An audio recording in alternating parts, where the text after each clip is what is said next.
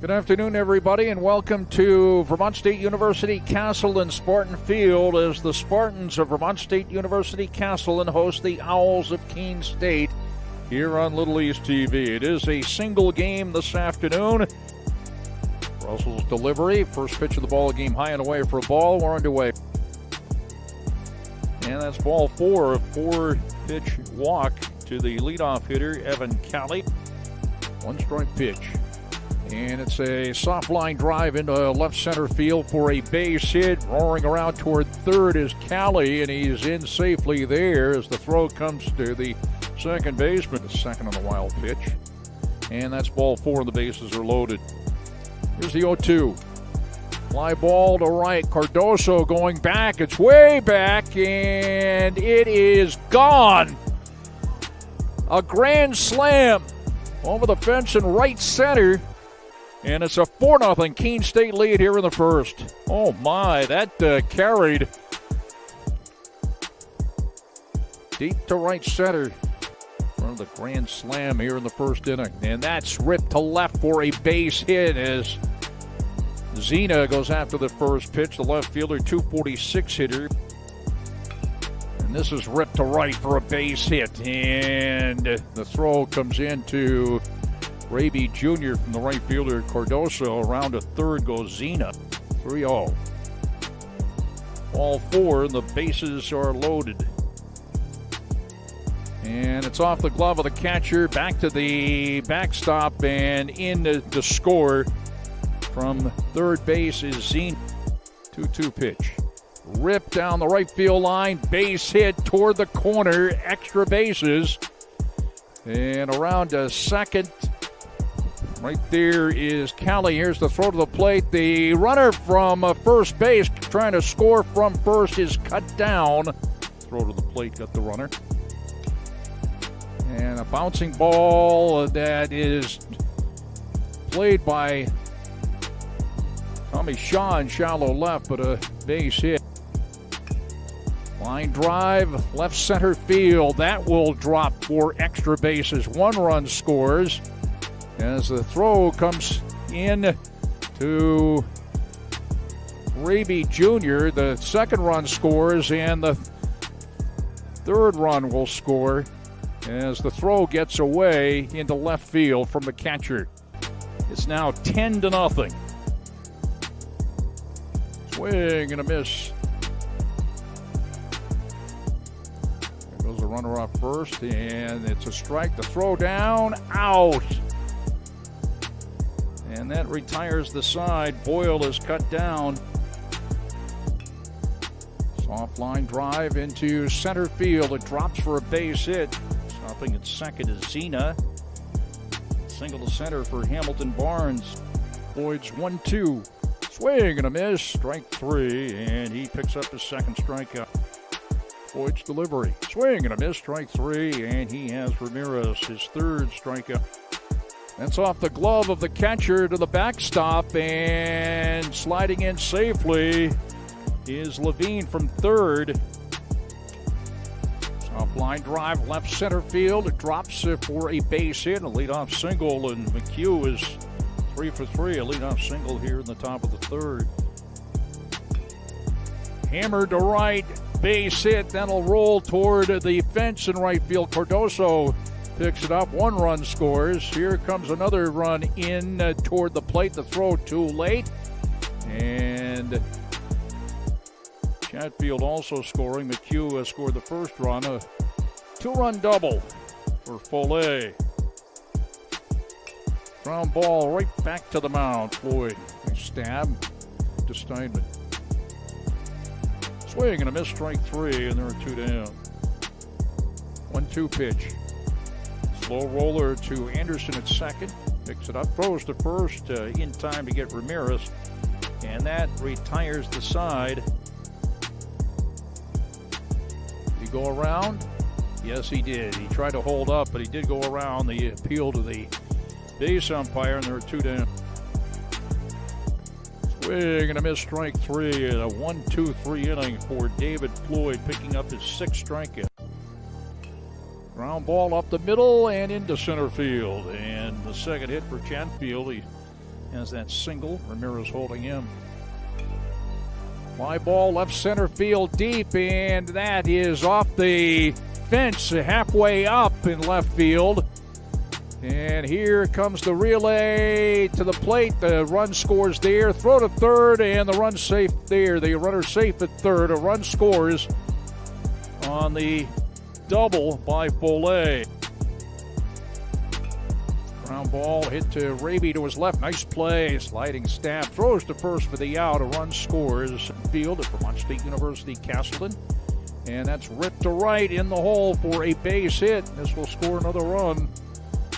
Is on to score from second base is Waldron. He calibrate the base hits for Keene State. There's another one. Line drive to center field, and they throw all the way to third. Not in time there to get Anderson. This is hit deep to left, way back, and this one is gone. A three-run homer to left field for Evan McHugh.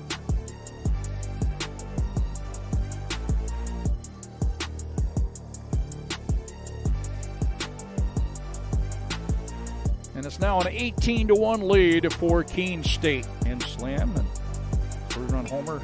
There's a one-hopper knocked down by the second baseman Anderson. He can't make a play, and I'm going to give him a base hit there. I'm not the official scorer, but that looks like the first hit of the ball game for Castleton. Ground ball hit to second. There's the flip to the shortstop at second, and he throws to first for the double play. It's a 6-3 double play. Levine. It's a ball outside. There goes the runner. Throw down, out. Ground ball up the middle. Nice stab by Shaw. He throws to Raby, but he can't make a play as the runner went all the way to third. Swing and a miss for strike three, and there's one down. Swing and a miss, strike three. Strike three called. A nice job there by Joe Schlehuber. Or they apparently said error. There is a base hit over the leap of the second baseman, Raby Jr. Swing and a miss for strike three. Bounced up the middle and to his left, the shortstop making a nice play. The throw to first in time to get Dubril. I believe that was Finley, now the shortstop. And are they going to call the game here? Keene State wins it, very impressive. Wins it by a score of 18-1.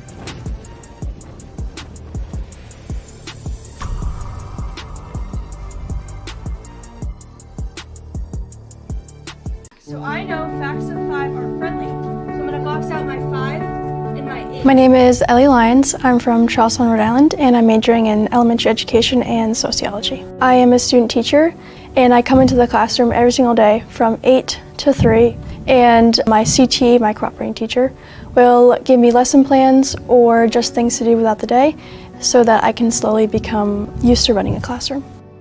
I got interested in teaching because my mom has been a teacher for more than 30 years, and I've watched her enjoy teaching every single day. So I know that the passion never goes away, and I have always grew up in that experience and in that environment, and I knew that I would like it. One of the bigger reasons that I picked Keene State was because of the education program and how quick it gets you into the classroom. I know I went to other schools and I talked to those programs, and their hands-on learning was way later than Keene State, so I decided that would be best for me. I prefer hands-on learning. In the beginning, we start with lecture-based learning for education, and then once you get moved into the classroom, your junior year, you get way more hands-on, and it actually gives you the experience. And more than just creating a lesson plan, you're actually in the classroom learning classroom management or just how to deal with situations that you don't really taught. I chose elementary ed because of the ages. I have always been a babysitter my whole life, so being exposed to those younger ages, I've really been able to make connections with them easier. My first day starting at Simons, I actually already felt comfortable just because with Methods 2 gave me the exposure of being in this building and with this community and like the staff and faculty. Now I feel like I am part of the school almost. A lot of teachers or student teachers might experience like being maybe below other faculty or staff, but here at Simons they make you feel like equal and give you those like opportunities to be seen as just like a regular teacher. I think I'm most proud of after the start of student teaching was probably planning my solo week, which is right now. I feel like on my first day of solo teaching, it wasn't really scary, but it was like exciting and it was a little nerve-wracking just because like everything was in your hands. But everything that I have been prepared with, so like Methods 1, Methods 2, has really like exposed me to stuff like that. And being in charge and knowing how to like manage a classroom and plan for lesson plans and longer days. From the first day, my cooperating teacher has been very easy to get along with. I definitely feel like she's preparing me to be a teacher on my own just because she has thrown me into those challenging conversations or just like topics. And she shows me like how to reflect as a teacher, which I think is super important because even after her lesson, she'll be like, hey Ellie, like what do you think I should do next? Or maybe next year, like maybe I'll try something different, like what do you have in mind? I feel very prepped to go out and teach. I even had experience before when I went back home, I was doing substitute teaching. And that was like a piece of cake. I've had like people comment on how well I do like classroom management, even at like a random school like substitute teaching. So like I can definitely tell that Keene State has helped me a lot.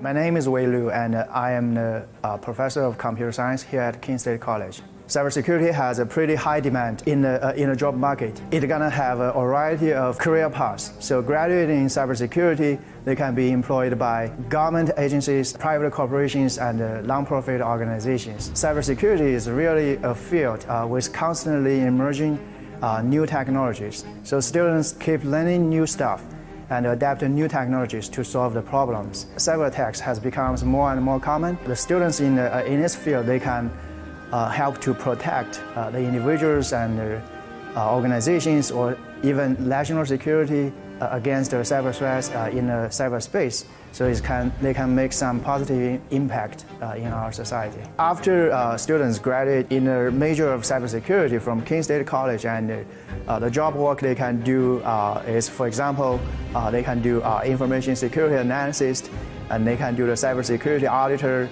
and they can do secure software developer, and also they can do some penetration tester work. So so all of this is about cybersecurity because it's actually used everywhere and in any working space. Yeah.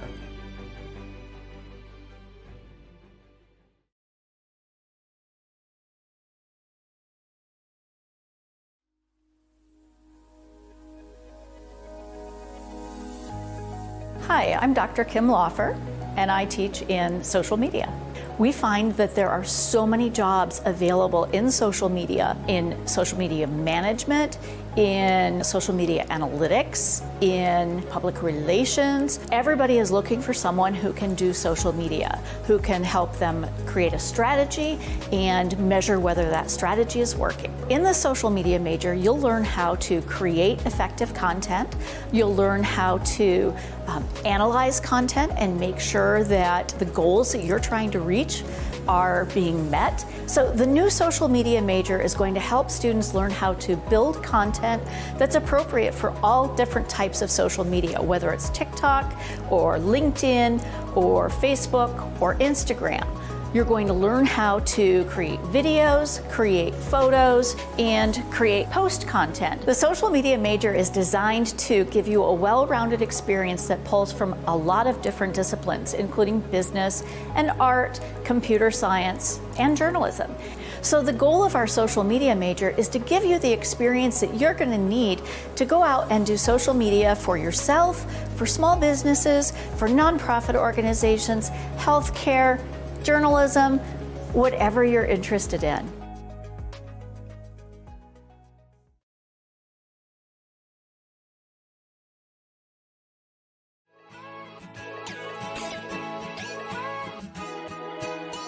We are Keene State. Here, we believe that everyone is welcome and anything is possible. We're empowering your unique voice. Igniting potential and possibility. Look closer. We are a tight-knit community, an inclusive community, where people can be their true selves. Bring your ability, background, culture, or traditions, whatever makes you you. Because Keene State becomes home from day one. Come find your people and enjoy live music, art, coffee, thrifting, and did we mention the food? And if you're worried about what there is to do on the weekend, just look at this.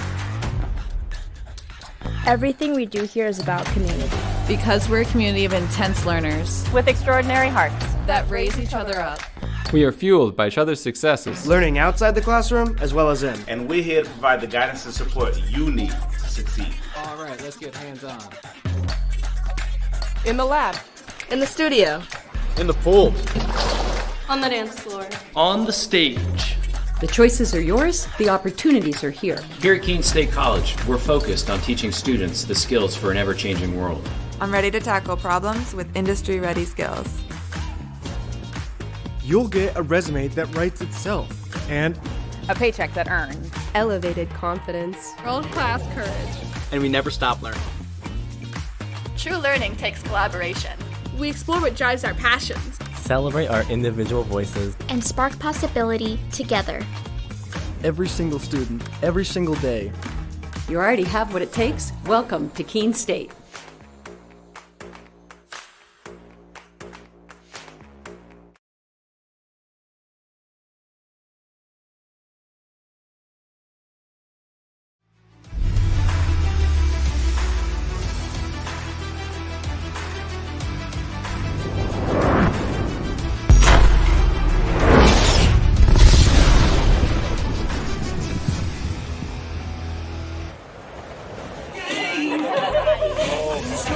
Welcome back here to the Owls Media Network as we have game 2 of this doubleheader matchup slated for Keene State versus Southern Maine. Carson Flake alongside Cody Hood. And Cody, they got off to a great start. Keene State, they did, a big win, lots of big innings. Ehlers with his 10th home run of his career. And it's been a fun game to watch. That game high scoring, but then also towards the end just kind of got boring as well. What are your thoughts going into this next game? No, I agree with you, Carson. That was a very long game, especially like the 6th and 7th inning. It felt like I was there for like 45 minutes each inning. But yeah, you're right. They came out hot at the beginning, and they definitely sizzled out towards the end. And hopefully they can continue that early energy from the first game, and hopefully Thomas can just be consistent, trust his defense behind him, and hopefully he can jump out to a start. Right, like you mentioned now, Camden Thomas on the mound, sophomore. He stands at 6'1". He's been good this season, left-handed pitcher. And we saw actually Southern Maine struggled early on against, remind me, hold on, Yakum, he had a really good first 2-3 innings, but then Southern Maine kind of got off and got their bats moving. A big 5-run inning in the 5th inning. And then Keene State just kind of kept hanging around there and then had themselves a big inning as well to finish it off. So we're back underway here in Keene. It's a beautiful day. It's like 72 degrees and cloudy, so perfect, but no one's getting their tan on today, unfortunately. It's Brissett up to bat first. Brissett really struggled in the first game, went 0 for 5. But, go ahead. That's a ball. Ooh. That second pitch taken for a ball. It's 2-0 to start. Looking for laptop. Laptop? Oh, right here. Kind of hiding it from you. Cody doesn't want my laptop to get used as that goes in for a strike. It's 2-1. In terms of the umpires, we got a little bit of a change. Randall Yandow was behind the plate for the first game. Now it's Brandon Johnson behind the plate. Yandow in the infield currently. It's a 3-1 count to start. Brissett looks to, get back on base here, or to get on base for the first time today. He's struggled to do that so far. And that'll be ball 4. A leadoff walk to start the game and start the inning here for Thomas. But Keene State, they actually tend to do fairly well. In the last couple games, they have had a few leadoff walk innings, and actually their defense comes in to help them out quite a bit. Yeah, and having that defense behind you that you can trust is super important. If you don't trust your defense, you're going to put too much pressure on yourself and you're going to make a lot more errors. Yeah, exactly. And Keene State, Callie looks over, and they're safe at first. That was the story of the day earlier today, was pickoff moves.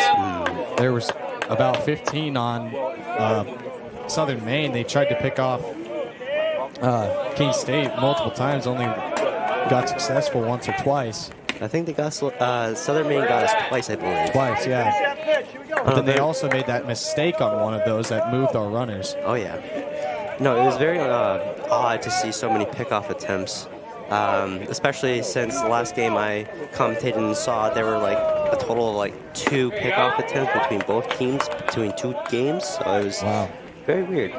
Yeah, I mean, we've seen Ehlers. He's the big man that steals, but they actually were really worried about Callie a lot, which was kind of strange. He doesn't have that many steals this season. That ball's outside. It's 3-1. Thomas needs to kind of get into a rhythm. I mean, it takes a second. He's been sitting around all day. Yeah. I was about to say he might be coming into this a little bit cold, but as the inning progresses, he might become a little bit hot. Ooh. Called strike there. Poole thought he could have got away with that one there. Poole was ready to go to first base. He threw his bat over to the dugout, and the umpire disagreed.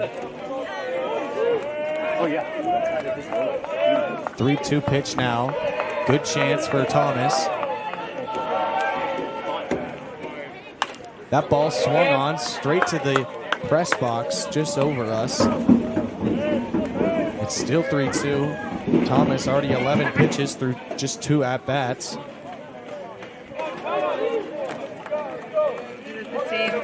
Thomas hoping to find an early rhythm here, especially since he's been Brissett. Gets him swinging, and they throw down to second base, and the throw's just a bit off the mark. Sorry to cut you off there. You're good.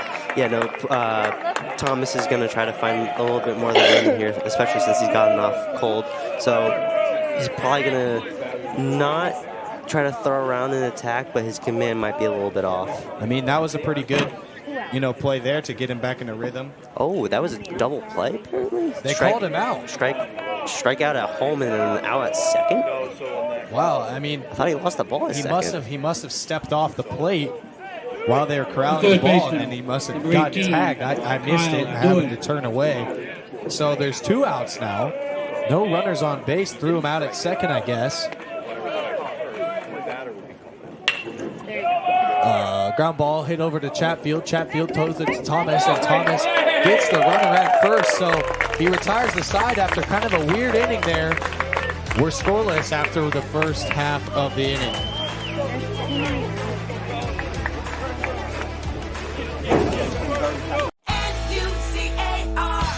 Looking for a new car? It's time to visit New Car Nissan of Keene. 600 new Nissan cars, trucks, and SUVs are available right now. Plus, New Car Nissan of Keene has the most competitive prices. Every new Nissan comes with New Car's complimentary 20-year, 200,000-mile protection plan. Drive worry-free for many miles to come. Visit New Car Nissan of Keene today and discover why everyone loves a new car. When we put this uniform on, we're preparing to serve our home state of New Hampshire. We serve part-time in our own communities and for our families and friends. In any emergency or disaster, you can count on the soldiers of the New Hampshire Army National Guard to be there. Our mission here at home is to make life better for everyone, and the benefits we earn help us improve our own lives. Learn more about part-time service with the New Hampshire Army National Guard at nationalguard.com/NH.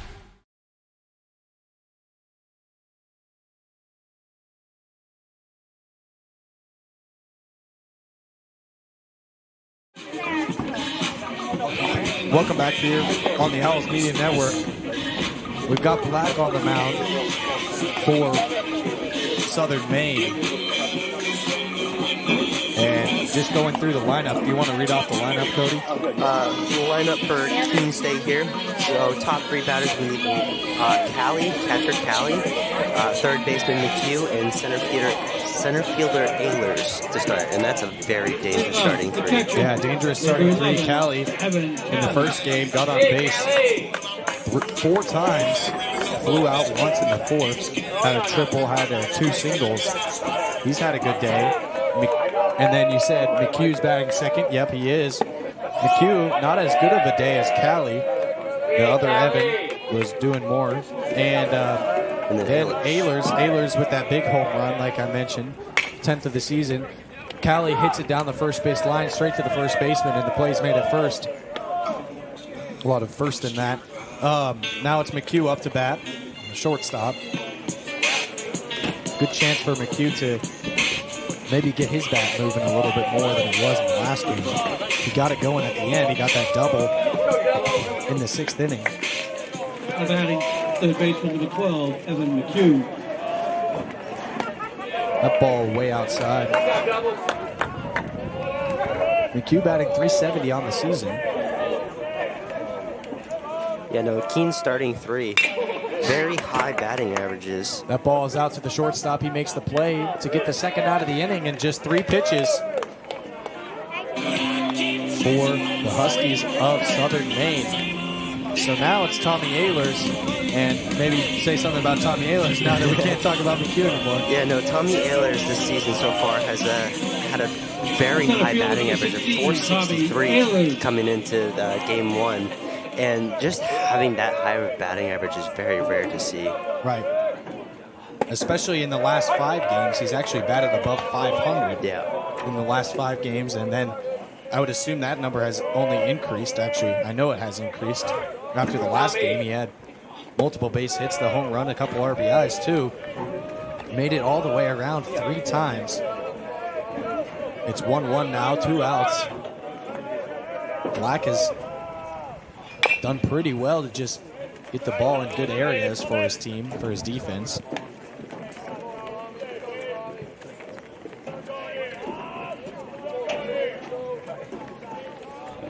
Ehlers with 32 RBIs, 463 on the season, like you mentioned. That ball chopped at, foul. Might have hit his toe. Definitely seems to have him somewhere, walking it off a little bit. Yep. So it's 1-2 count now. This is the longest at-bat so far that Black has thrown. The first at-bat being only 1 pitch, the second one being 2. So now it's going to be different as Black has to kind of settle into a rhythm here. The last 2 outs came very easy and quick for him, as Ehlers just kind of takes a second to himself, dealing with possibly his toe somewhere below his ankle at least. Trainer comes out to check on him. This might be worse than we might think. Maybe a little stinging, maybe rub some dirt on it. Good old-fashioned baseball doctor. Seems like almost a little stare down by Ehlers and the trainer. They didn't say a single word to each other, but they looked at each other for about 30 seconds there. I don't know, with as good of a game he's had the past couple games, Ehlers is definitely not wanting to go to the bench. He's definitely wanted to stick in there and play. Definitely not. I'm sure Coach Blood thinks a little bit different. He wants to keep his guy in, but also doesn't want to see him injuring himself more, as that's strike 3 to end the inning. 2 fast half innings as we finish the first scoreless here on the Owls Media Network.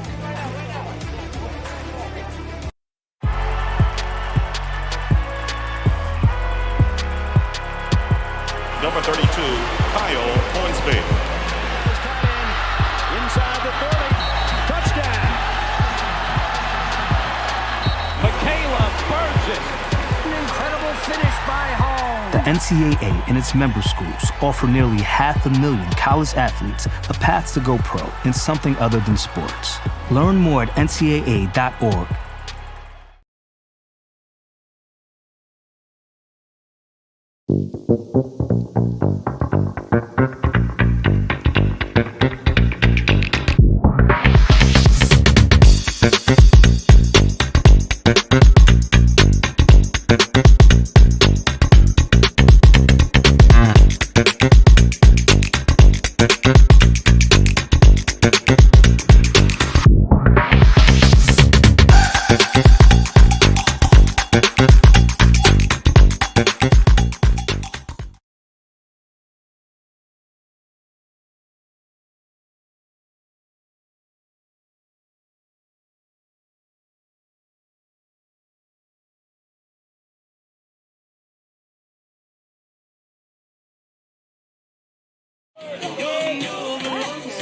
Welcome back here as we take a look at head coach Justin Blood.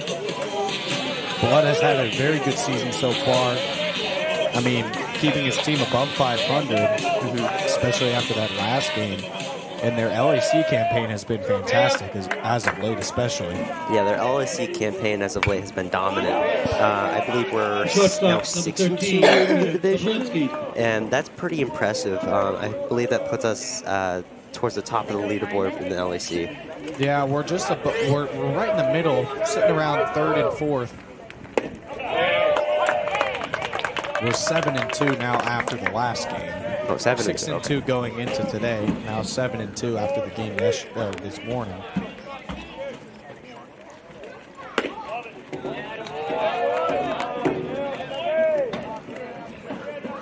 So it's 1-2 now for Thomas. He's facing Kablinski. Kablinski, 5 home runs on the season. Kablinski had 2 singles in the last game. He reached home plate in that big 5th inning that they put together. Scored 5 runs. He was in the middle of all of those runs. That ball fouled back. Yeah, as you said, that 5th inning was absolutely terrifying if you were Keene. It was very long, very dragged out, and it just wasn't fun to be out on the field there. Right. Especially they used 2 pitchers in that inning as well. So that dragged it out. That ball goes straight to Thomas. Thomas fields it, throws it to Chatfield. Chatfield makes the catch and gets the first out of the inning. So it's been a big day here for Thomas, and now he kind of makes the defensive effort, whereas the rest of his team are kind of been doing it for him. He got that strikeout earlier, but then outside of that, just a quick clarification on that little double play. It was actually called a batter's interference when Callie threw down to second base to try to catch the runner stealing. The umpires ruled that the batter was in the way and caused the throw to be off the mark. Yeah, you don't see that every day. No. I don't think I've seen that at all with how much Major League Baseball I've been watching the past couple of years. Yeah, it's a rare play to happen, and we've had a couple interesting rulings here today. We had earlier, that weird, it might have hit the nub of his bat, and then they called it a strike. Originally, they didn't call it anything. Then they thought it would hit him. Then they decided to hit his bat and called it a strike 3 at the end of the inning. Yeah, it was a very long coach discussion with Blood and the umpires there. Right. And eventually it did go in favor of Keene State, but it was a very prolonged conversation. The ball's hit foul. The other one coming when Yakum actually tried to make a diving play on the third base line. The ball came down right on the edge of the foul line, and Yakum made a diving play, didn't catch the ball. Originally, the home plate umpire believed that the ball dropped in fair territory, or that the play was made at least in fair territory. That ball is a called strike 3 for Thomas, his second strikeout of the game. As there's now 2 outs here, and we're moving quickly. It's the top of the second. We're almost done with it. Thomas doing great, making defensive plays, making big plays at the plate too. Thomas deals. Yeah, and coming back to my point from the first inning, Thomas was definitely coming in cold, but it seems that he has warmed up a little bit, feeling better about himself, and has come back in this inning better than ever. That ball hit over to the third base side. Play is made. Chatfield grabs it, and it's out. We're still scoreless here in Keene, New Hampshire. And we'll be back for the bottom of the second half, or the bottom of the second inning.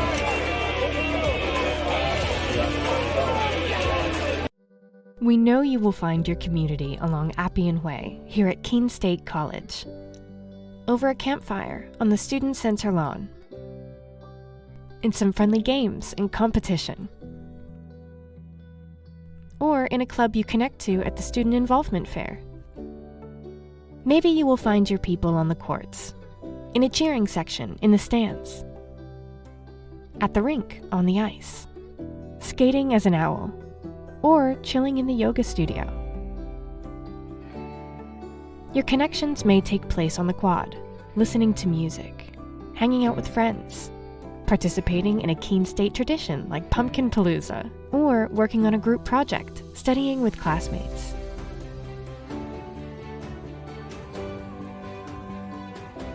Maybe your talents will bring you together with your community on one of our stages, in the Maine Theater, or the recital hall at the Red Fern Arts Center.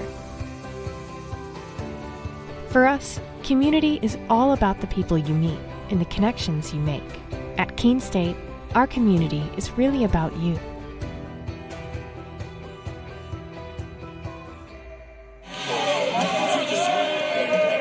Welcome back here, the Owls Media Network. Jonathan Chatfield up to bat here, still facing against Carson Black.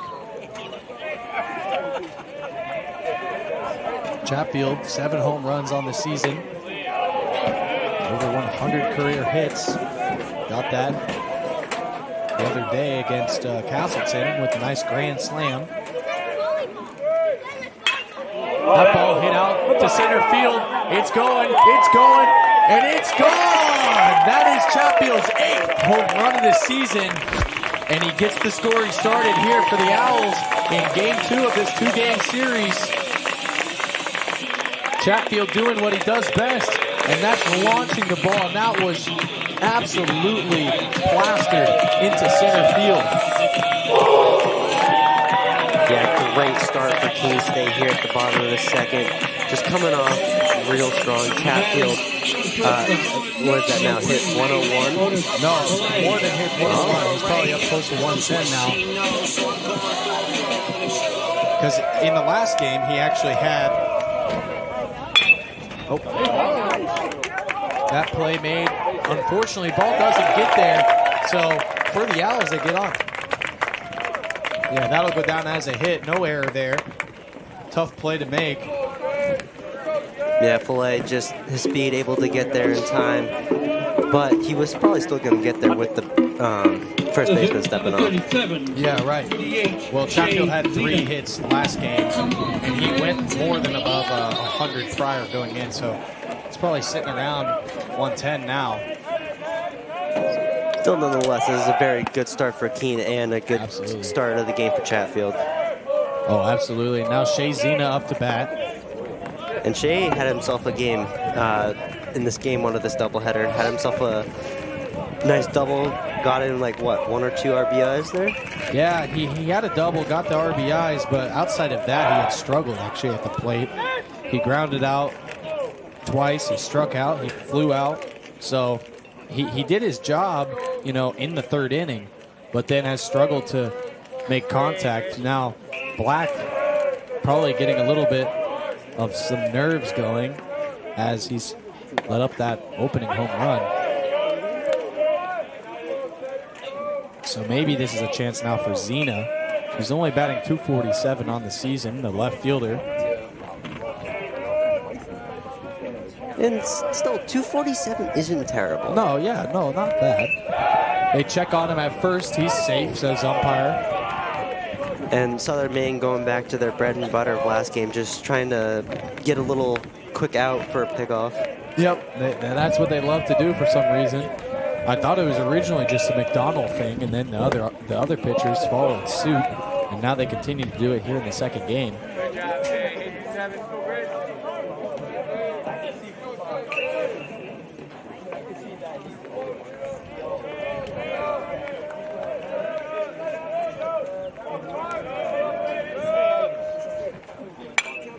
That ball fouled back for Zena. It's now a 1-2 count. And Zena seems to have an eye for the ball. It's just his timing's a little bit off. Yeah, he struck out in the first inning of the last game, but it's not really a matter of strikeouts for him. It's not like he struggles getting contact. It's just where the ball's been going hasn't been good for him. That ball hits him. So he'll take first base, and he'll move.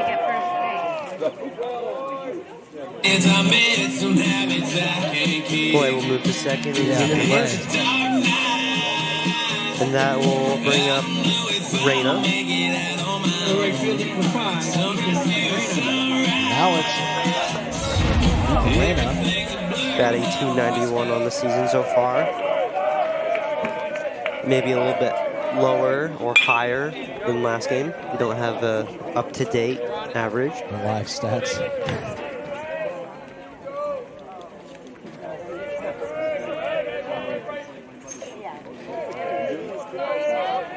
So it's Carson Black. He's got no outs right now. Keene State has 2 runners on base, 1 in scoring position, 1 at first base. That ball's hit into left field. It's a high ball, and it'll drop.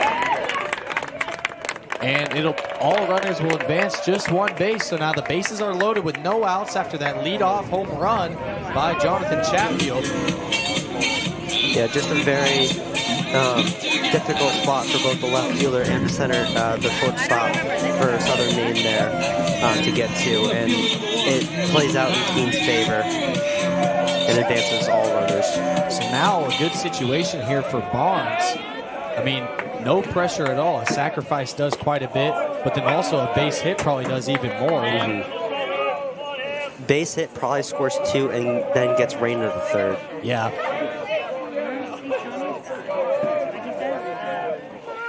Oh, swings at 1 in the dirt. That breaking ball got him. But it's a perfect spot, too, because, we're reaching the bottom of the order now. We're about to bat all the way back to the top.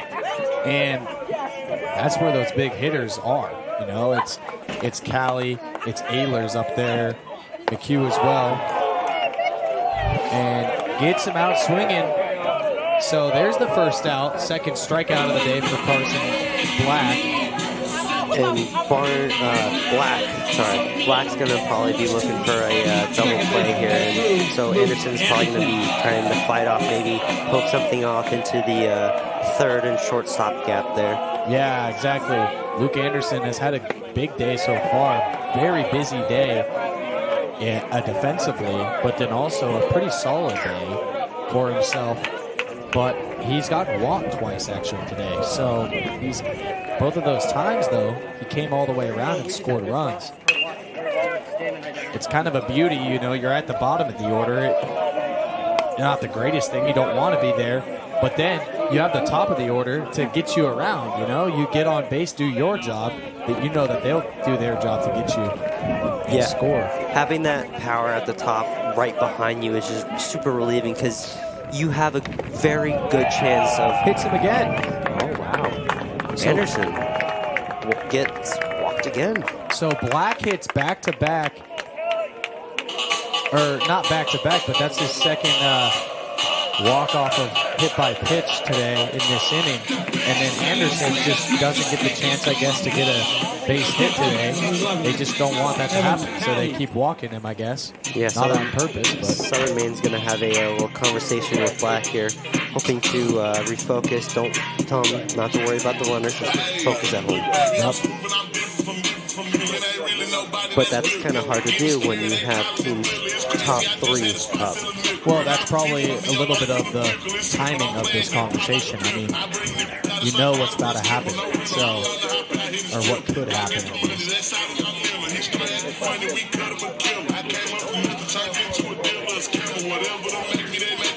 We're taking a look over there at Shea Zena right now.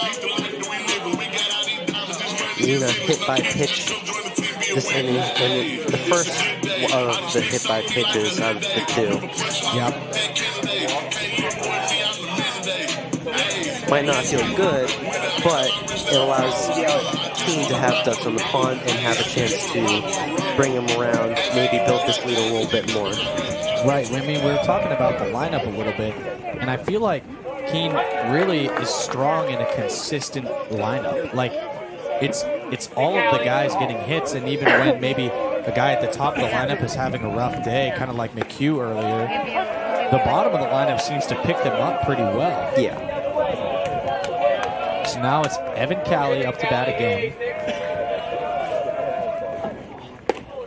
No way! Strike three. Yep, strike three called. The third strikeout of the day for Carson Black. So he's been consistent with strikeouts. I mean, it's 2 innings. He's thrown 3 strikeouts already. He's good at strikeouts, but then when he doesn't get them swinging or misses the zone, it seems like that's where he really struggles. It's a lot of inconsistencies. And it might not... Yeah, it's just those 1 or 2 off pitches that just get away from him and just give him just a little bit of a bad vibe, which then carries over into his next pitch. Yeah, so now we got 1-1. Black deals. That ball hit into shallow right field. And the play is made and retires the side. The Owls get 2 as we head into the top of the third on the Owls Media Network.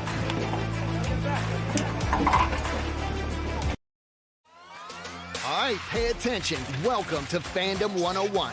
We'll cover the tools of the trade from foam fingers in the wave to the super secret wave. How's that for a course description? Lesson 1, your game starts long before the opening whistle, so arrive prepared. 2, if something piques your interest, raise your hand. And 3, work in groups. NCAA championships. Attendance is encouraged. Passion is mandatory. Get your seats today at ncaa.com/tickets. Class dismissed. College sports fans, get ready for game day with officially licensed merchandise from the NCAA official online shop, ncaa.com/shop.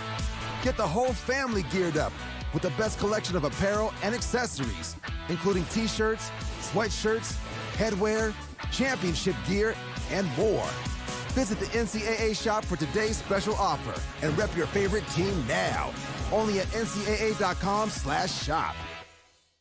Fenton Family Dealerships, Tri-State Area's best selection of new and pre-owned cars, trucks, and SUVs, has state-of-the-art service facilities and services all makes and models. Home to an exclusive lifetime powertrain warranty and no extra cost to you. Locally owned since 1986. More information at fentondealerships.com.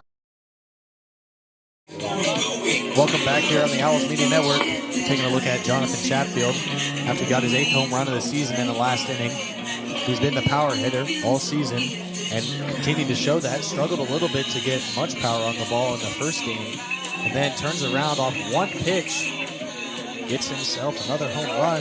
We're into the 3rd inning. We're moving quick. Last game we moved a little slow. This game we're moving fast to start.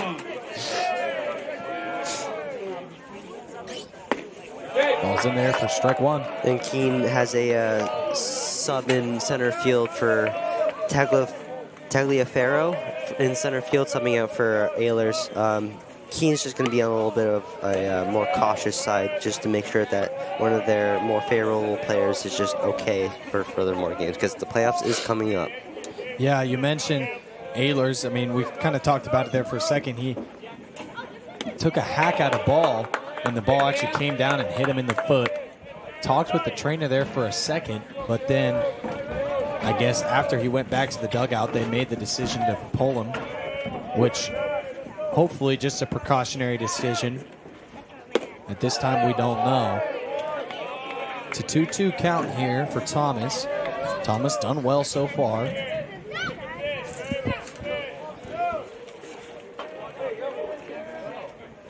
The 2-2 won't get in there. It's 3-2 now. Big pitch for Thomas. And number 2, LeBlanc, one of the standout players for Southern Maine last game. He had 2 home runs for them, and that was definitely one of their go-to players to start that rally for them in the 5th, 6th, and 7th innings. Right, LeBlanc, I mean, did fantastic with those 2 home runs, and now he's walking. And, I mean, the only thing that's nice for Keene State is he's not hitting the ball out of the yard again.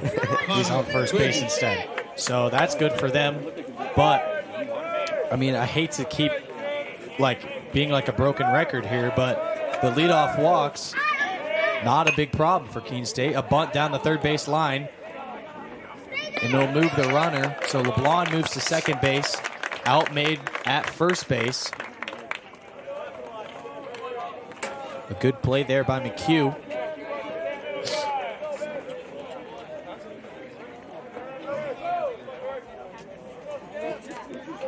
First baseman, number 10, Sam Economy. Now Sam Economy up to bat here. And with that little bit of an awkward bunt there by Burgess, it puts LeBlanc at second, which then negates Keene's chances of a double play and getting out of this inning. Right, we'll have to see if Sam Economy has a good economic status on getting runners on base. And then as he gets moving, we'll see if he has good fuel economy. Not sure. We'll have to see. I don't know whether to be impressed or just, I don't know. I mean, well played. While you were speaking, I was cooking that one in my head, so thank you. Got to keep it interesting. I mean, his name is easy to just turn some stuff into. We'll see if I can later. Let's get back to baseball. Thomas, 2-1, facing Economy, batting 180 on the season. Economy didn't come into the game last game. Starts today. Or today, now, not today, earlier. It's a 3-1 count. Good chance here for Economy.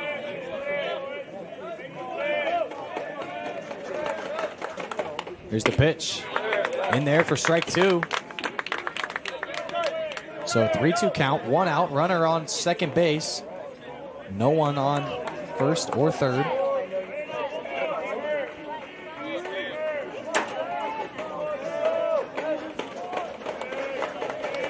Walk wouldn't hurt him too much. That ball instead hit into shallow left field. And the runner stays at third, so we have runners on first and third base.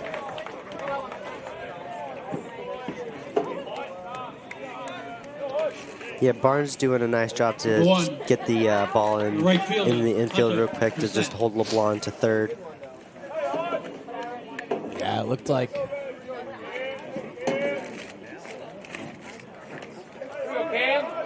is that Ethan Reyna in left field? That is Barnes in left field. Okay. Couple position changes here from the last game.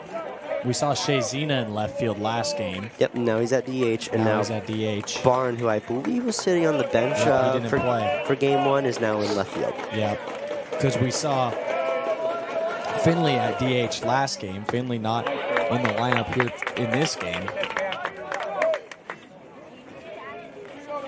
So conceptually, it was Barnes for Finley, but then to make that change happen, we had to move a few other players around.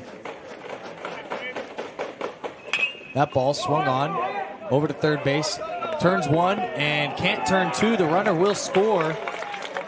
So the lead runner, or the force out at least, is the play is made over there at second base. They tried their best to turn 2, didn't have enough time. The center fielder, number 12, Anthony Poole.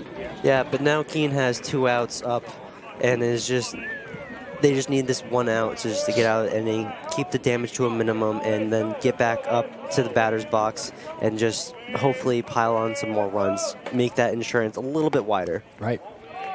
Here there, Cam. Here we go, Cam. Sun's coming out. Love to see it. It's getting warm here in Keene. If you need your tan on and you're watching at home, take a quick drive out if you're close enough. If not, turn on the game on your phone outside. Callie couldn't crowd the ball on that pass ball, makes the play over to third. That's a tough situation. You saw Callie actually thought he grabbed it. He reached for his glove to throw down. The ball wasn't there. He didn't realize it went behind him. Yeah, and just the ball has a tendency just to play some tricks on you, maybe have a bad hop every now and again, and especially if you feel it hit your glove, right, you may think it's there and then it's just not. And it's not anything on Callie's part. It's just unlucky. Unlucky, yeah. Especially because his brain is thinking what's next and not what's there. And sometimes you take your eye off the ball because he's worried about the runner and then makes that mistake. Yeah, and that little tiny mistake has allowed SMU to advance the runner from first all the way to third. So Thomas walks Poole here. So now runners on first and third. Unfortunate situation. There's 2 outs. Tough situation for Thomas. He had done well in the first 2 innings. Now kind of struggling here in the third. Yeah, it seems like he's looking like a first inning himself right now. He just needs to be a little bit more confident in himself and just don't be afraid of the batters. Yep. Thomas deals. That ball's low for ball 1. There you go, Cam.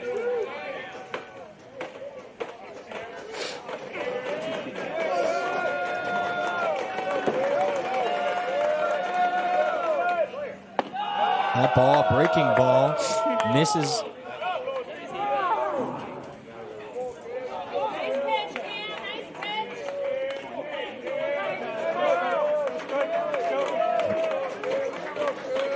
Head coach Justin Blood watches on his team as Thomas deals the 2-0. That ball in there for strike 1 is 2-1. Next Friday night, men's lacrosse, senior night action, that is, 7 p.m. We'll be here covering the game on the Owls Media Network as always. Make sure you catch us then. That ball down in the dirt. Good stop by Callie there. Yeah, great stop. Economy thought he may be able to get home there, but just another great stop by Callie just to put the ball right in front of him.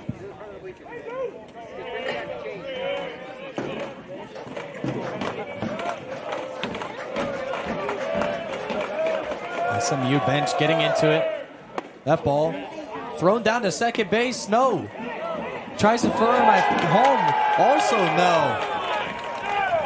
So a great play there, decision-wise, by Southern Maine.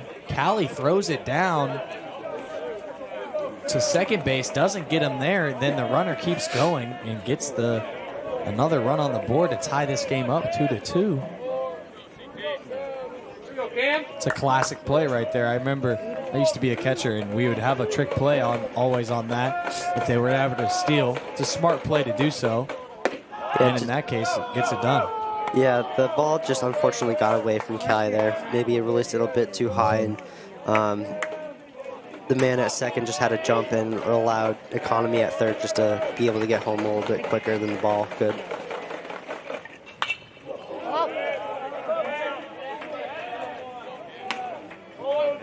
Yeah, it seemed like Economy's gas mileage was pretty good there, the fuel economy, how it needed to be. Don't stop, the man's in the kitchen right now.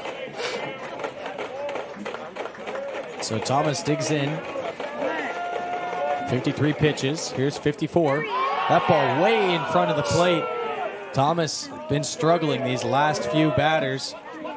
And that's gonna, this inning's probably made Blood have the decision to put number 30 for Keene in the bullpen, get him warmed up a little bit. Yeah, he's in the bullpen right now.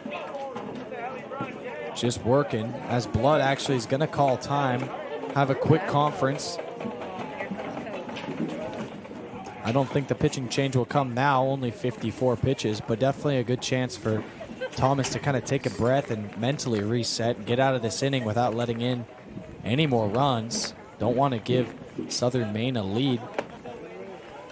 They never led in the last game, so.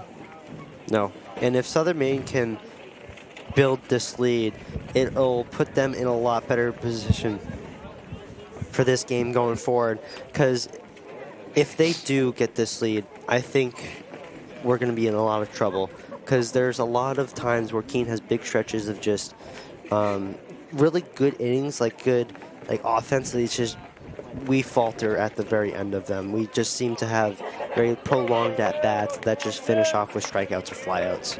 Yeah, but I mean, when you look at our order, I mean, it's going to be the guys coming up next. It's towards the top. It's the good players. The only problem is Ehlers now out of that 3-hole. Still, you have Chatfield coming off the home run. So even if it's a one-score game, wouldn't be a huge issue. Thomas deals. That ball gets in there for a strike. It's 2-2. Now Thomas one pitch away from getting out of this inning.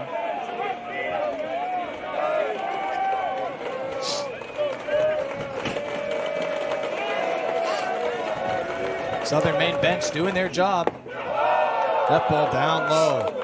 Yeah, Southern Maine's bench is just doing a really good job mentally getting in Thomas's head and just really messing with like what he's thinking, where the pitch is going to be, and them doing their job. Like, we hear them, we feel them right now. They're right below us, and they're rowdy. That ball hit down the third base line. Plays made, and over to Chatfield for the third out of the inning. So Thomas gets out, only 2 runs allowed. It's all tied up as we head into the bottom of the third.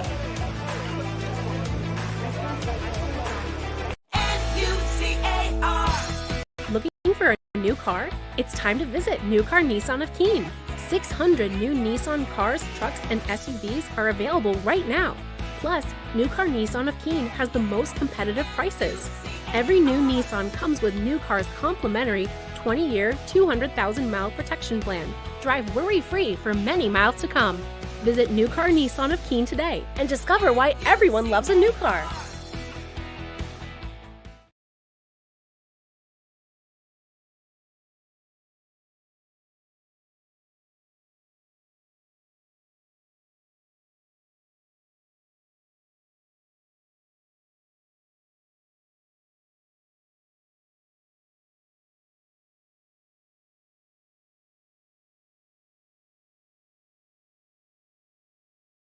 When we put this uniform on, we're preparing to serve our home state of New Hampshire.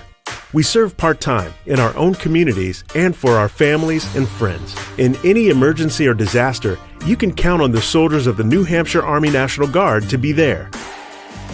Our mission here at home is to make life better for everyone, and the benefits we earn help us improve our own lives. Learn more about part-time service with the New Hampshire Army National Guard at nationalguard.com. Tagliaferro. Welcome back here on the Owls Media Network. It's Tagliaferro up to bat. He replaced Ehlers, like you mentioned, last inning. Came into the field for him and now up to bat for him. Yeah, coming into this game, Tagliaferro has a .242 average with 33 at-bats this season, 8 hits, so not terrible. Down low.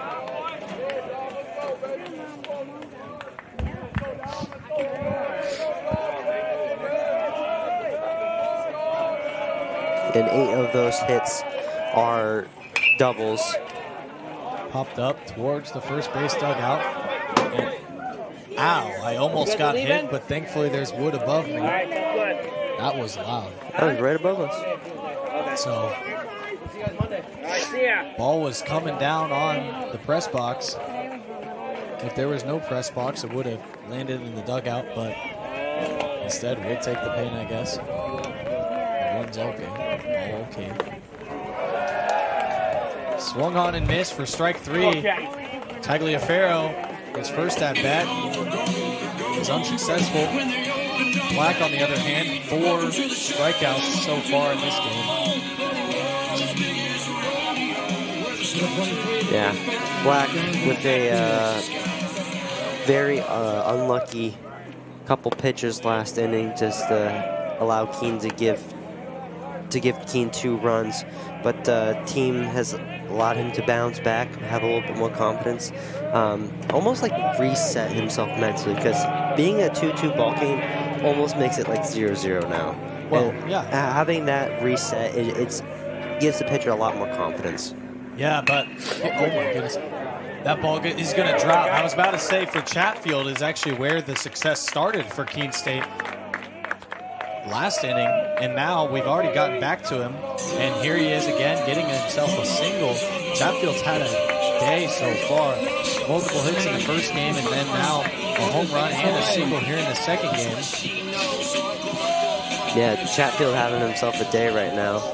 Now it's Otis Fillet up, the third baseman. Check on Chatfield. He's safe at first.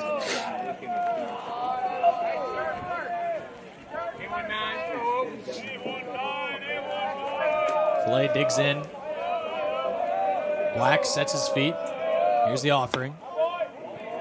That one's going to go for a ball. It's 1-0. Wouldn't be surprised if they check on Chatfield for some random reason once again.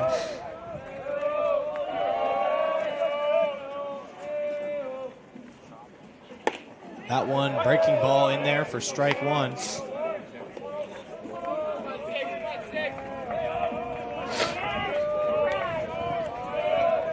It's a bold play to throw a high breaking ball. If it goes well, it drops into the zone. If it goes poorly, they check on Chatfield again. He's safe again. If it goes poorly, it could be a home run. Yeah, that's a belt high breaking ball, and that's a hitter's dream right there. Yeah, exactly.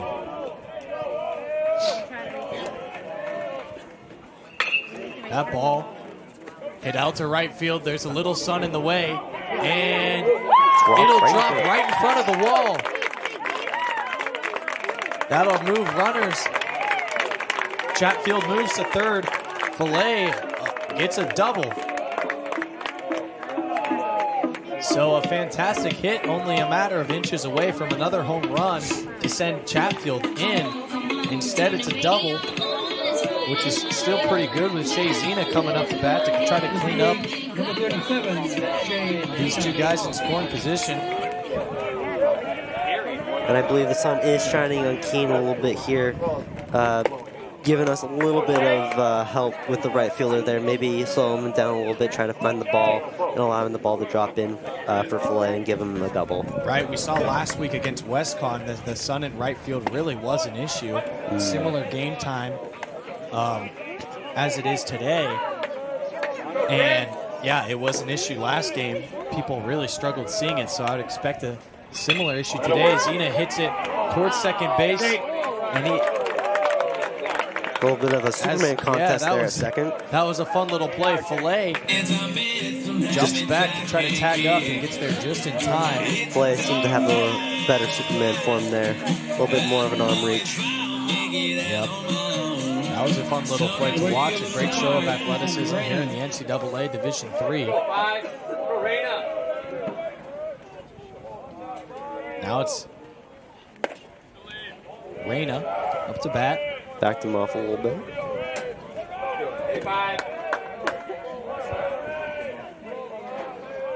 Reyna 1 for 1 for the day. That ball hit through the gap. And Chatfield will score. Fillet stays at third base. Reyna gets onto first with a nice single to put the Owls back ahead. And now it's 3-2 Owls. And, you know, you talked about how if you're Southern Maine, you're kind of happy with that inning. And I was like, well, the top of the order is coming. And now they're doing that. Yeah, no, it feels like Chatfield is just like a domino effect for some reason. He gets knocked down, he gets a good hit, and then it's just, it's a catalyst almost for Keene. That's a good point. That ball way inside. Reyna's going to move over to second base. Let's go, Ham. It's Barnes now. Made the start in the second game of the two here. Barnes.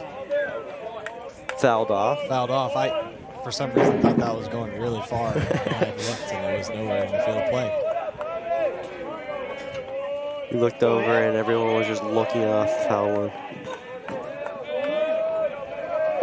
So now, Black digs in. Barnes readies. Fouls it at the press box again. Why are we ducking there? We have a fence in front of us. So Barnes actually is going to move to first base.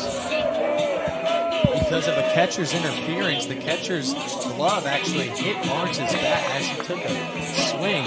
So now the bases are loaded. That ball was headed straight for me and Cody here in the press box. Thankfully, there's nets, there's walls, and we don't get hit. The ball's in there now. Bases are loaded, 2 outs. So interesting situation, because if Luke Anderson, who's had a good day so far with just a lot of walks, if he does something good, it's going to be a positive effect for the game.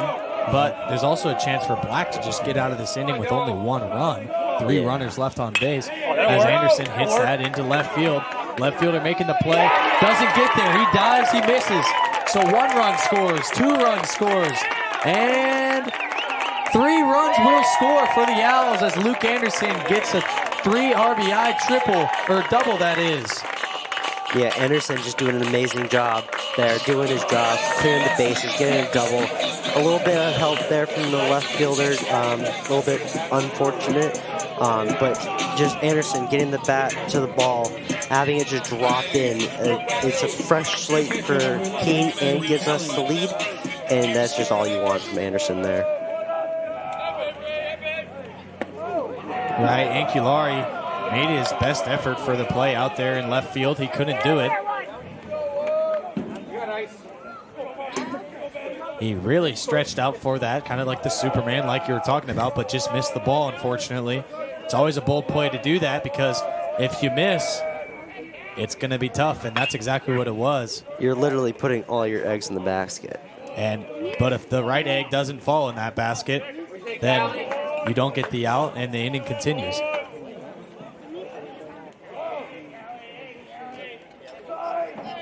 So now the situation is a little different. We got Evan Cali up to bat, the top of the order. We've nearly batted around this inning. Yeah, Evan Cali 0 for 2 so far with out at first and then a strikeout. Cali chops that down the first base line. It's going to be foul. Yeah, he's 0 for 2 with the strikeout at the top of at the second inning. So he's batted all 3 innings. That's insane. Wow, I didn't think about that. But yeah, like I said, we've almost batted around.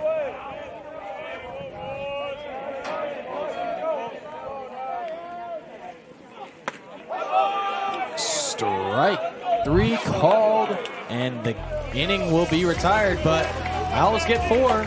Carson Black gets his 4th strikeout of the game as well. We'll be back. So when I ask students why Keene State, the students say unanimously it's the sense of community.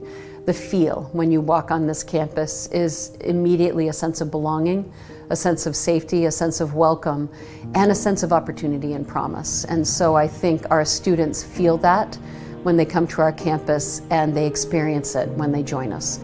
Why students choose this campus is the sense and feel, and also the opportunity and the promise of that opportunity for them when they're making the decision. And why they stay is that we deliver on that promise. We have students from urban environments, from rural environments, and when they come to Keene State in those first weeks of forming a new community, they bring all of those experiences together to create a better Keene State. It's a campus small enough to feel a sense of recognition and identity, and a campus big enough to feel part of something bigger than yourself. This isn't a passive experience, so please get engaged, find a club, make a new group of friends, get involved in a recreational sport activity, in an intramural sport, get involved in a creative performance, go see a show, be a part of this community, and squeeze everything you can out of Keene State.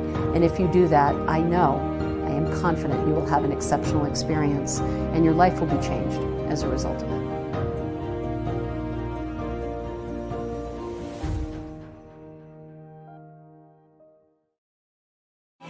Welcome back here to the Owls Media Network.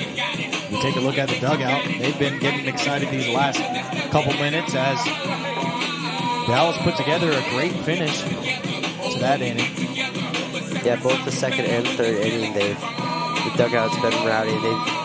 the team's just been able to hold together some really good at-bats, put runners on the pond and just drive them home. Yeah, it was Luke Anderson, which we just showed that really was the reason that the Owls got such a massive, explosive inning. And there's Anderson again. So Anderson makes the big offensive play, runs over into shallow right field and makes another play himself. So it's been the Luke Anderson show so far today.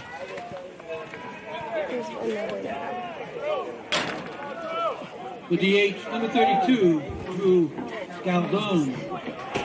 Now it's Scaldone up. He's 0 for 1 on the day. Up ball, down and away. Still Thomas. Go ahead. Yeah, if you're Thomas here, I'm scared with the batter on deck. LeBlanc has just been a force of nature for Southern Maine this game. Yeah. Well, we saw the conference earlier with Coach Blood and Thomas and the rest of the team. We thought he might get out. I'm almost surprised to see him pitching this inning. So far, it's been successful for him. See if he can get out of it. If I'm Blood here, I think I'm going to give Thomas a little bit more leeway. I'm going to give him a couple more batters, see if he is able to strike out, get a couple balls in play, and if he walks a couple, I'm going to take him out. Well, he walked that guy. So now it's LeBlanc up to bat, the big hitter today, even though he bats later in the lineup and hasn't had the most insane batting average this season, only .217. But in terms of today, it's a little different. He's got a runner on base, facing probably a somewhat tired Thomas with 63 pitches thrown. That first ball goes in there for a strike, so it's 0-1 now. LeBlanc walked on his last at-bat. Yeah, for LeBlanc today, everything's just turning up LeBlanc, and here he goes again, a little blooper to right field. Keeping his day alive, keeping it nice and bright. Yeah, LeBlanc continues to do great things here for Southern Maine. So now there's the catcher, runners on first and second, force out at third. One out, so I'm sure Thomas would love to turn two here if possible. Get a grounder over to somewhere. Nice turn two. Maybe it's Luke Anderson. A nice ground ball to Luke Anderson would be pretty nice to make him keep doing what he's been doing. Catch the ball, make a double play. He's dialed in. That ball fouls back. Burgess, 0-1 on the day, 0-2 in this at bat.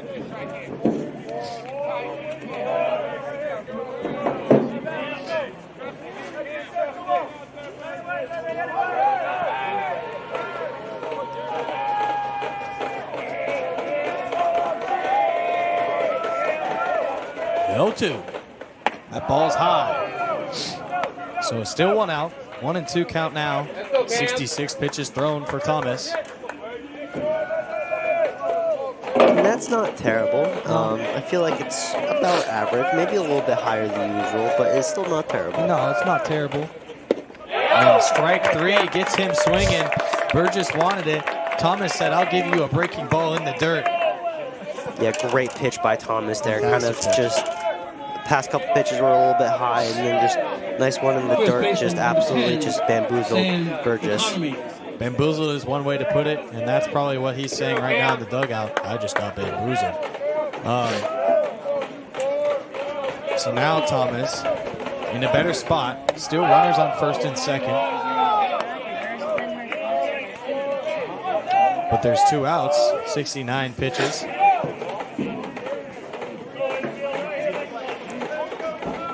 Thomas trying to just focus on the batter at home here.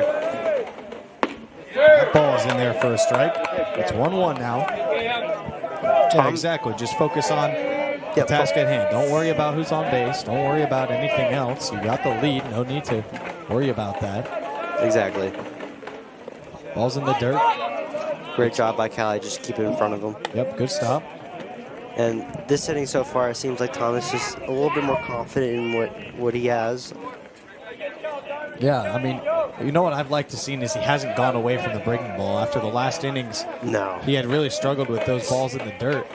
And here, actually, he's It seems like them. It seems like he's going to them a little bit more, if anything. Which is good. Another ball there in the dirt. Let's count 3-1 now.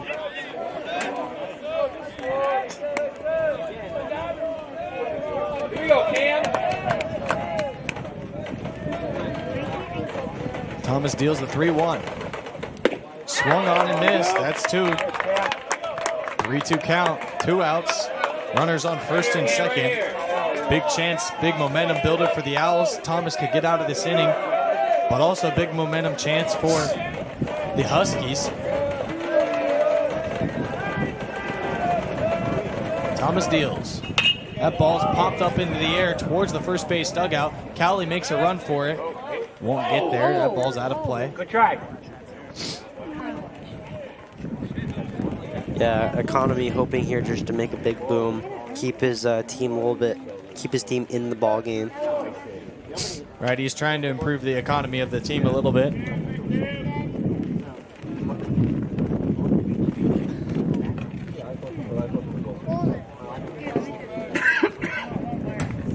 It's fun though. Yeah, I just don't want to get tweeted out by Ryan again. You never know.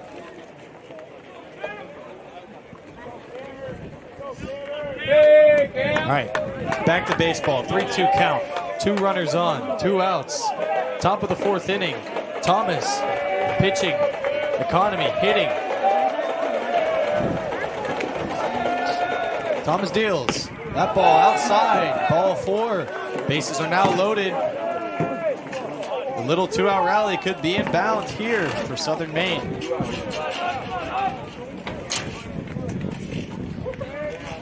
And that brings up SMU's top of the order, Brissett. Yeah, Brissett, I mean, he hasn't really done well at all today. He barely did nothing all game. Got on base. He walked at the start of the first inning, and now we have a, looks like a pitcher's change here for Keene. So we will be right back here on the Owls Media Network as we make a pitching change. Stay with us.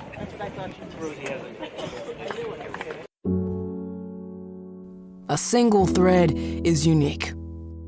Like each of us, full of purpose and potential. A strand designed to connect, strengthen, and unite. But we face different challenges and have different opportunities. By acknowledging that others may struggle in ways we do not, we can celebrate our differences, embrace each other, and fortify the ties among us. A single thread can fray, yet when it's woven with another, a bond forms. A new strength created by the fabric of the whole. Let's embrace the fabric we make together, the diversity of our threads, to reach beyond ourselves and overcome the impossible. The true power of our game comes from unifying our individual backgrounds, connecting our unique stories, enabling us to be stronger, braver, greater. We can achieve so much more when we are all as one. What a season! The confetti is gonna fall. Here she goes, and she's got it! How sweet is this, and how wonderful for the sport!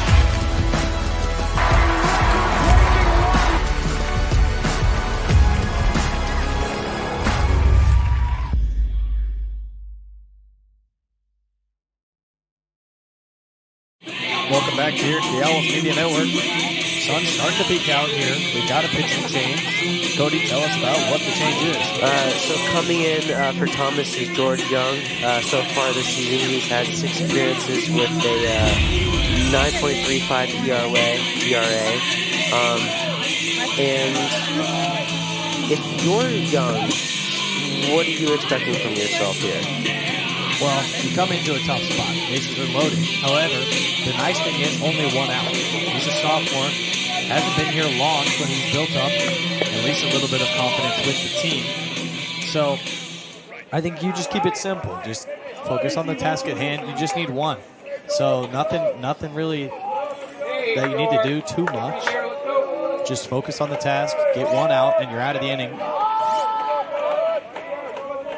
He's fresh. The batter also needs to figure him out. Brissett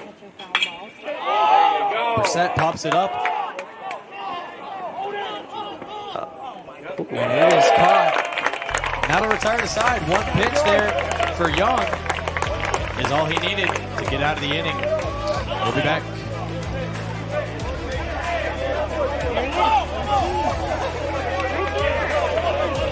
Our campus can get pretty quiet during the summer when most students are home, but that doesn't mean it's completely empty. Students are working and learning here year-round. There's tour guides and student workers like me, and students are interning all over the Monadnock region. Many of our majors require hands-on learning, and our students are working as reporters, videographers, environmental advocates, and scientific researchers to gain experience. Here's a look at what's happening right here in our city this summer.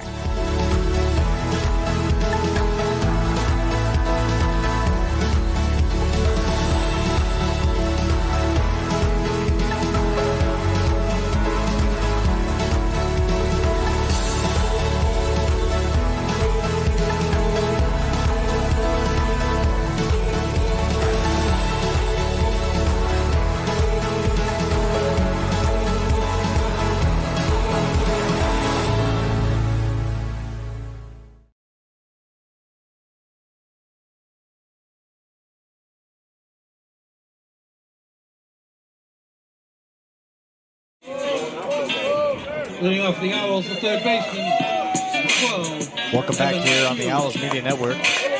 Keene State back up to bat. It's the bottom of the fourth inning. You got Evan McHugh up to bat. Yeah, McHugh, second in the order.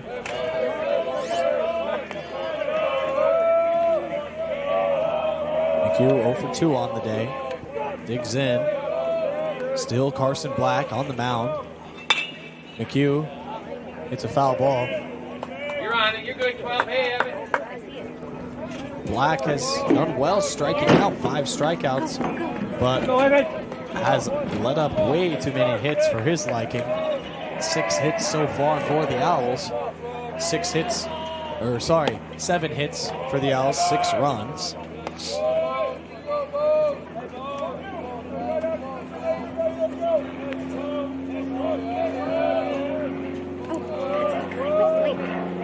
Here's the pitch.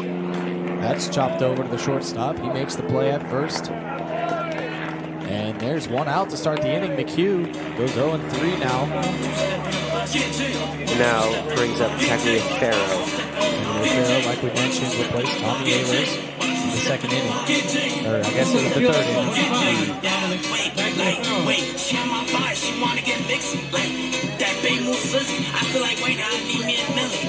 I'm a big fan of Tagliaferro's walk-up song. It's a unique one. We don't hear that one very often. It's a very new one. I'll have to ask them how often they get to change their walk-up songs. Like, can you adjust it during the season? I don't know. I think you can. That ball, Tagliaferro hits it just over the third baseman's head. It's going to keep on rolling, and I think Tagliaferro's, he thought about going to. He might have been able to make it, but instead he just hung on to first base. Fair enough. So now Tagliaferro's on. I think he was thinking two there. And he was thinking two, but unfortunately his left foot seemed to have dragged a little bit, kicking up a little bit of dust, and he had to revert back to first. Yeah, but now it's Jonathan Chatfield up. Chatfield, the catalyst. Story of the day, the catalyst. Jonathan, the catalyst Chatfield. Chatfield. Had a good day. Great day so far, on top of a great season. Got that home run earlier. Looks to do the same now. He's got a single as well. Yeah, and now that makes Chatfield's has now three appearances and back-to-back innings. Yep, Yep.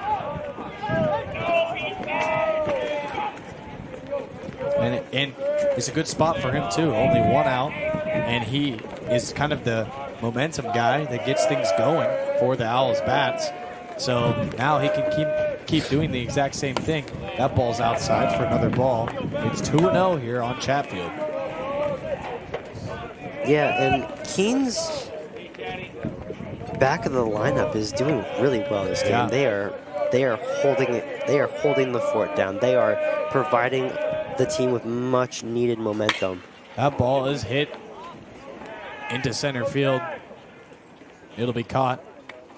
So Chatfield doesn't reach base for the first time of the day. And that brings up shortstop Fillet, Otis Fillet.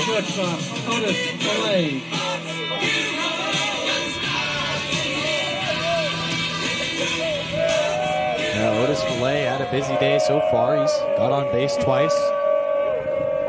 Made it around to third twice. Never came home. It's in there for strike one.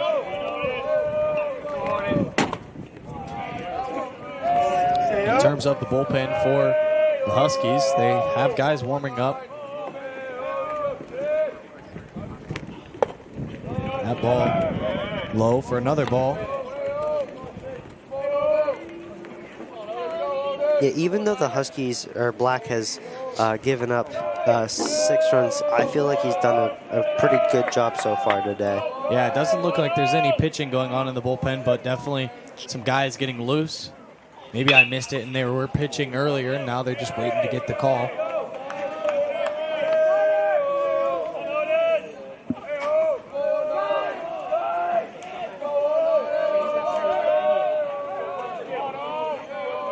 So, Fillet versus Black for the third time of the game. That ball is real high. And Tagliaferro gets into second with plenty of time. Yeah, ball never came down there. Getting some dirt on his jersey, giving him a reason to clean it. You always want the reason to clean it. You always want to have dirt on your jerseys for pictures after the game. Don't want your girlfriend to post a picture of you with no dirt on your jersey. It'll look like you didn't play. That ball fouled back. You know, you think about it in the other games, if you're a quarterback, you never want dirt on your jersey. You don't want to look like you ever got sacked. If you're an old lineman, you want all the dirt on your jersey. If you're in baseball, you want dirt on your jersey. Swung on and missed. It's the end of the inning there. Scoreless inning for the Owls. Carson Black, 6 strikeouts. We head in to the top of the 5th.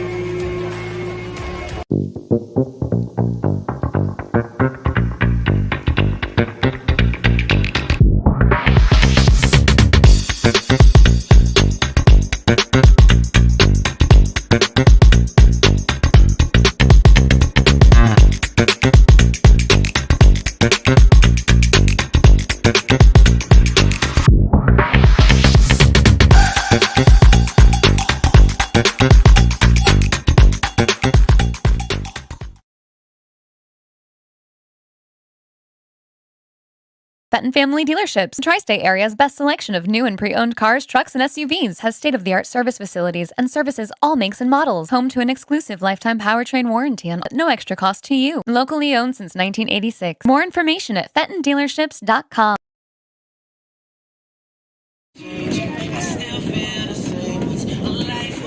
Welcome back here on the Owls Media Network. Let's take a look at the Little East standings. Keene State moves up into second place. They're 6-2 prior to this graphic. Now 7-2. If they win today, they'll be tied up with EastCon at 8-2. And then the best part about this is this week, EastCon actually will come here to play Keene State on Tuesday night, and that'll be a battle for first place. So although EastCon's record overall is significantly better than Keene State's, they each have been equally as successful here in the LEC.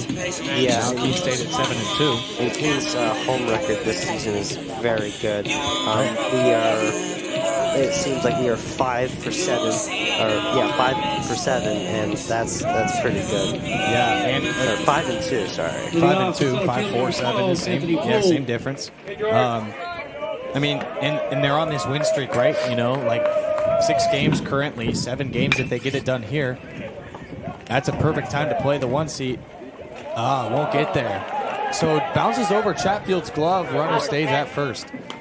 Good job by Callie there, just to back up this first baseman. Yep. So Economy can't run off to second.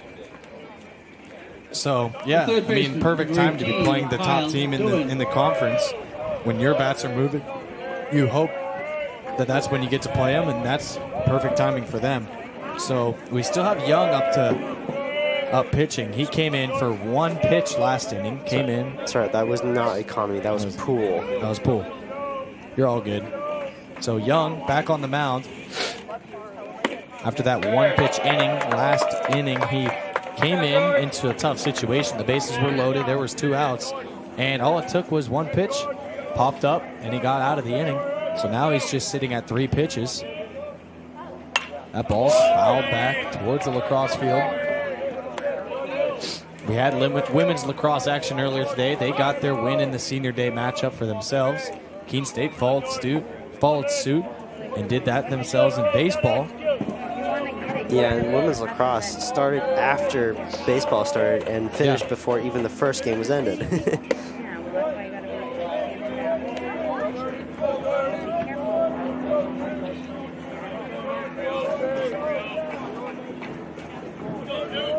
Softball actually also got their win today away at Castleton, 1-0. They have another game of their doubleheader going right now. That ball goes into right field. It will drop. And runners are now on first and second here for Southern Maine. They're putting together a pretty good inning so far here in the top of the 5th. Yeah, Southern Maine just seems to... They don't seem to back down. They always come up to the plate ready and raring to go, always willing for a fight. Well, it's very similar to last game. They kind of struggled in the first 4 innings, and then inning 5 was when they tied it back actually at 8-8 in the last game. Yeah. So they seem to try to do the exact same thing in the 5th inning here today. It's a matter of how Young will pitch and then how the defense will play behind him on if that stays the same. Yeah, Southern Maine, their energy just seems to flare up towards the back half of the game. Yep. Which is... Ball popped into foul territory. Chatfield makes a run for it. Falls into the dugout. Chatfield couldn't get there. He ran out of room. And that's a little bit odd for a team to flare up towards the back 9. Usually the teams are a little bit tired, but for Southern Maine, it seems like that's the opposite. Yeah, well, sometimes you just struggle. You have tendencies to, sometimes teams will have really strong first halves of games, and other times they'll have really strong second halves, and you always try to make them equally as strong, but sometimes that's a problem. As that ball is hit over towards a dog behind the field.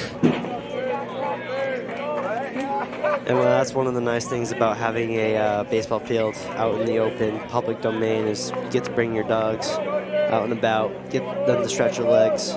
Don't get me started on dogs and owls. Here comes a pitch. That ball down low.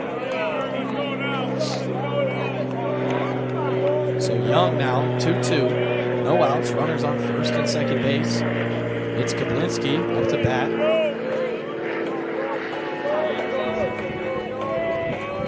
Kablinski struggled so far in this game. Struck out in his last at-bat in the first one.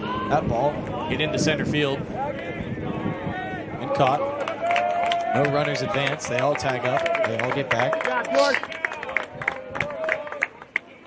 Nice. Easy catch there by Tagliaferro. The left fielder, number 17, Mike Ancalari. And that brings up Mike Ancalari for SMU.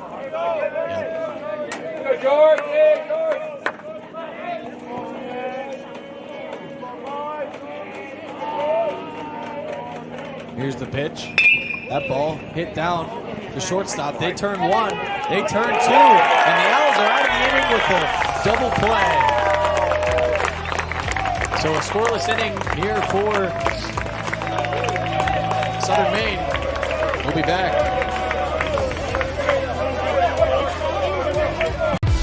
Ignite your athletes. Empower your coaches. Rally your community. Support every team with one solution with the Huddle Athletic Department Package. You put all your school's coaching tools under one roof. From recording to analyzing to sharing, with your Huddle AD package, you cover every angle. Equal access means equal opportunity, and equal opportunity means full potential. Let's take your department to the next level.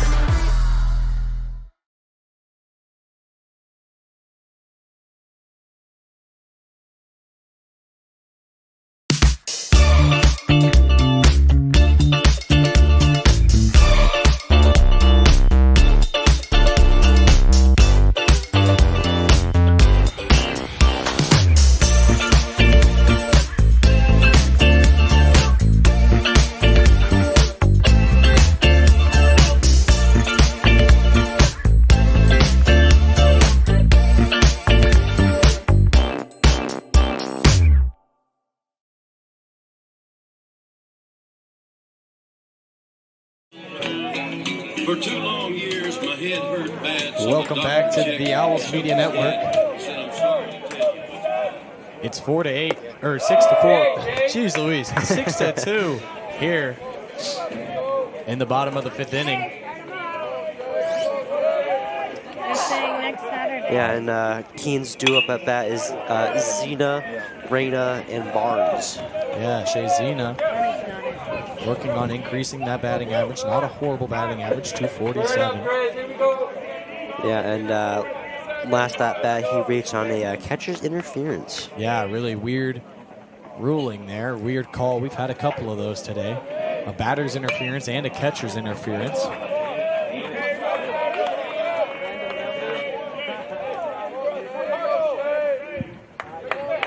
So Black still in the game here, reaching upwards of 73 pitches. Zena hits it down the line.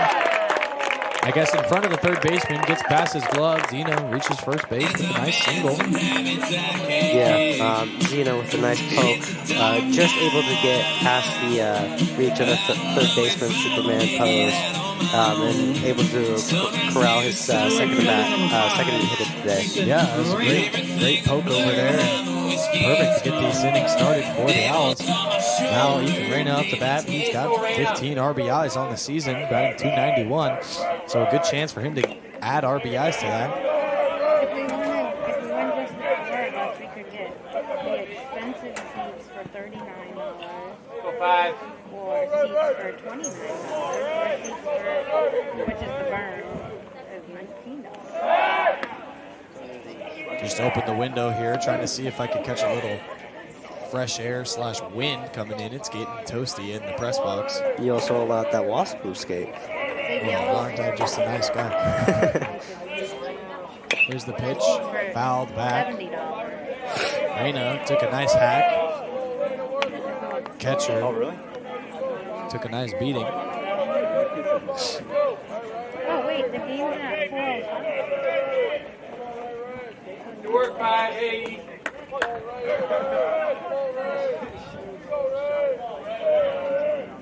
Ethan Reyna. Hits it down the first base line. It's foul. So now 0-2 count. Black reaching 80 pitches. Bullpen is busy.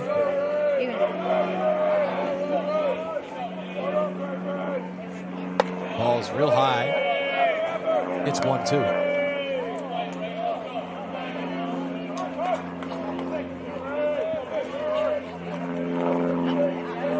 Zena gets his sign. Reyna digs in. Black checks on Zena. Here's the pitch. Reyna hits it down the gap in between second and third. So each runner advances up one base. Single there for Reyna. Moves Zena up to second base. Yeah, Keene seems to just be able to get the ball into the pockets and just past the defensive gloves of Southern Maine. That's right. Now Barnes up to bat. Making his start in this game. He didn't play in the first.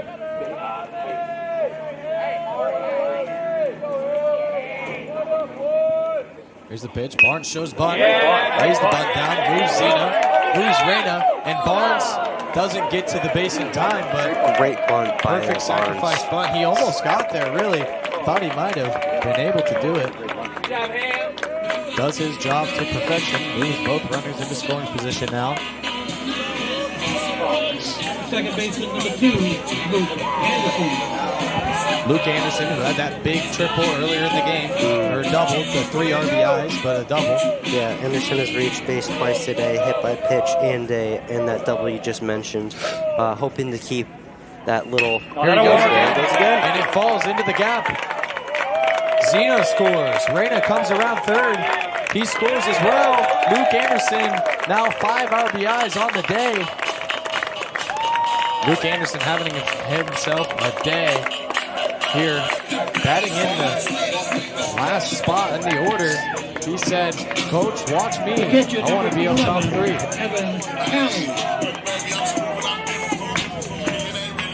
And it seems about time for Black to get off, and he's going to make a pitching change here.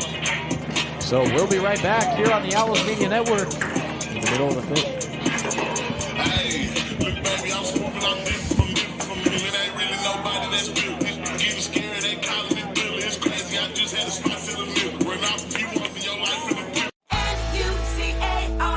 New Car has over 1,700 pre-owned vehicles, the largest selection of inventory in New Hampshire. New Car Nissan of Keene has the most competitive prices. With a selection of over 30 brands, New Car has exactly what you need across the Granite State. Find your new car from any of New Car's family of dealerships throughout the Northeast and get it shipped to New Car Nissan of Keene for free. Plus, we'll deliver your new car right to your door. Visit New Car Nissan of Keene today and discover why everyone loves a new car.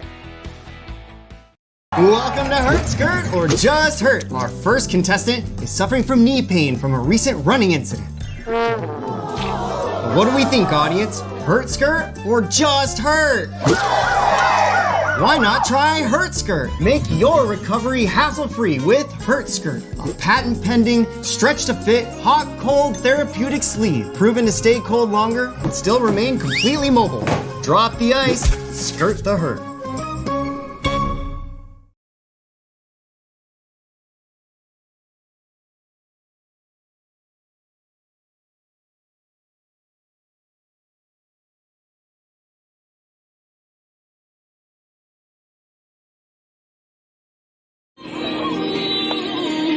Welcome back here to the Owls Media Network. Lucas Francis coming in. He's a graduate, 5th-year senior. He's not a graduate. He's just a 5th-year senior. He's out of Lisbon, Maine. Sometimes plays in the infield. Sometimes pitches. Here he is today, pitching. I feel like I recall him earlier today. Maybe I'm just telling myself that, but I'm pretty sure he was in this game earlier. I think he's playing third base.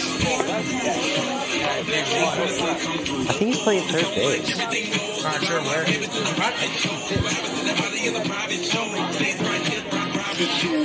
game earlier. So he's back in the game now on the pitcher's mound. He seems to be a sidearm pitcher. You don't see that every day. Now let's look at his delivery here. Yeah, a very unique delivery here from Francis. You don't see that very often, and you don't see that very often in college baseball especially. No, that pitching technique has kind of gone off the wayward side. Kind of more frowned upon now. Yeah. Well, if it works, it works. So I guess we'll see if it works. And that brings up catcher Callie, finally. Yep, Evan Callie had himself a pretty good first game. I'm trying to do it again here in the second one. He's 0 for 3 though today. in this game.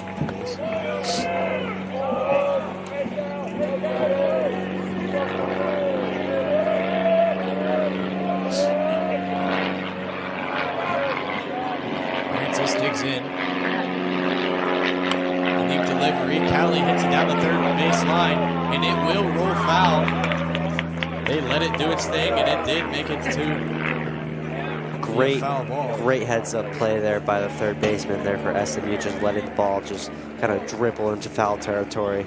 Yeah, absolutely. That's Doing over there. He was doing good things, made smart decisions, and let that ball go out for a foul ball rather than fielding it, because Callie might have made it to first. Callie would have definitely made it to first there if Dobin, the third baseman, picked it up. One of those. Umpire calls him safe. They check on him again.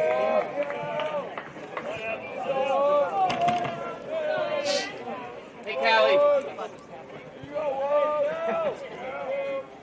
Francis digs in. Here's the pitch. That's a strike. It's a 1-2 count now. You know, with this delivery, the ball almost seems to come up and come down, especially if he's not throwing a fastball. It's really interesting to see. They check on him again. He's safe again. Yeah, any rising pitch is tough to pick up on, because you'll think you end up one place and it'll just miss your bat because it's just over it. They check on him. 4 times this at-bat has Francis checked on the runner at first. He's actually checked on him more times, thrown it over there more times than he's thrown pitches so far, 4-3.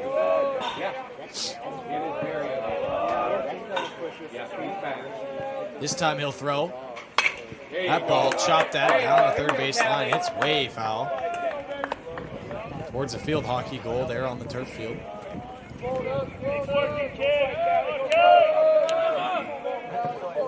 So we got a 1-2 count, 1 out. Francis ready for his sidearm pitch. Here he goes.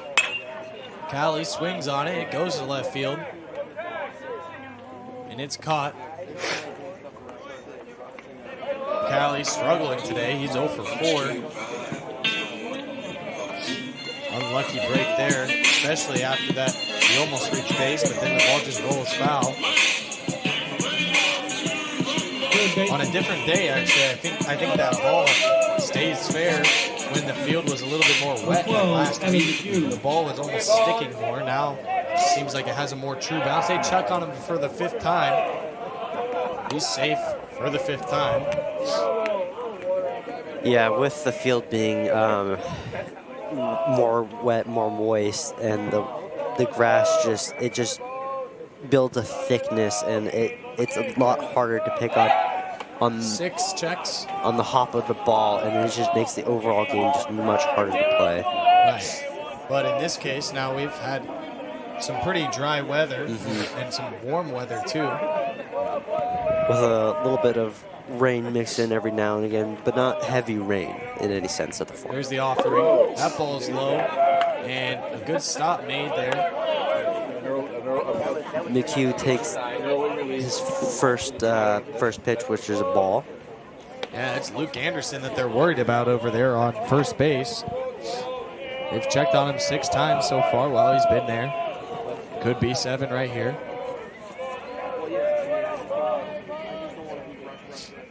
Here's the offering. That ball swung on deep left field. It's gone, and it is gone. It is way gone. The second home run of the game. Evan McHugh gets the Owls on the board once again with a 2-run home run. And McHugh just got all of that. Yeah, that was a no-doubter. I think it cleared the trees back there. Yeah, the left fielder was chasing it, and then looked up and just stopped. And that ball, he got all of it. Man, lots of home runs out here at the Owls Athletic Complex. 2 for Southern Maine earlier today. Won in the first game for Keene State, Tommy Ahlers, then Chatfield earlier today in this game. And then now McHugh doing it. And that will bring up... The bats are moving today. And if you're someone recording the game, I'm sure you're very happy with it. And that will bring up center fielder Tagliaferro with a clean slate of the bases. However, he does have 2 outs.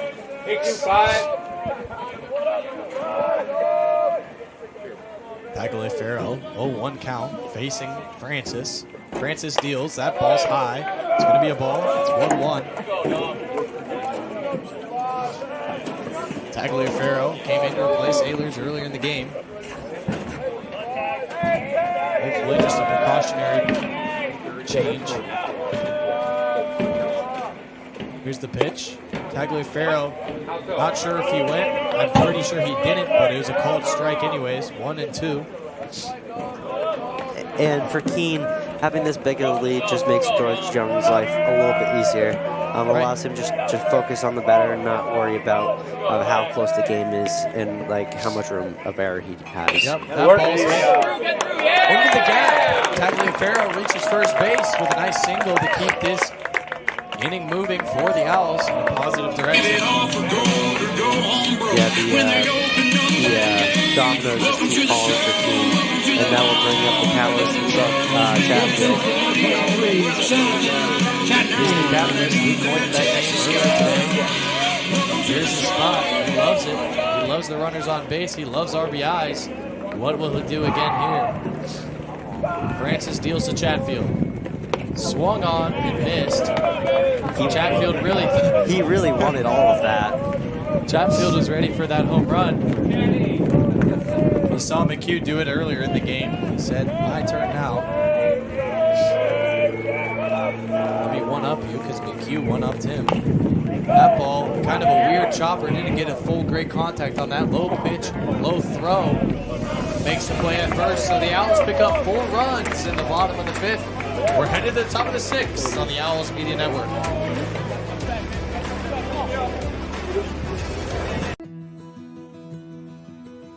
I remember writing in the 2nd grade that I wanted to be a teacher, and I always knew that I was going to be a teacher.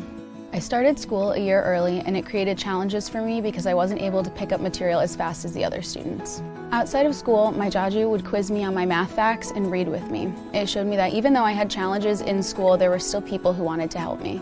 In high school, I knew I had to work harder than everyone else to get the same results, but I had teachers that would help me in subject areas outside of their own because they could relate to how I felt.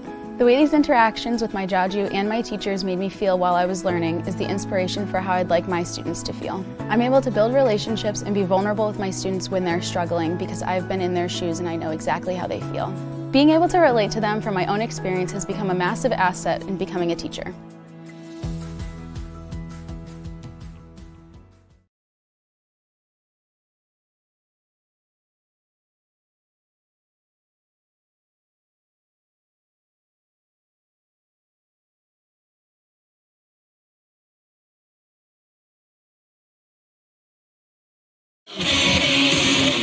Welcome back here to the Owls Media Network. Carson joined alongside Cody. Been a good game so far. Lots of runs, especially if you combine the score of the last game with today's game. Aggregate score would still have Keene State winning. Instead, we play 2 games.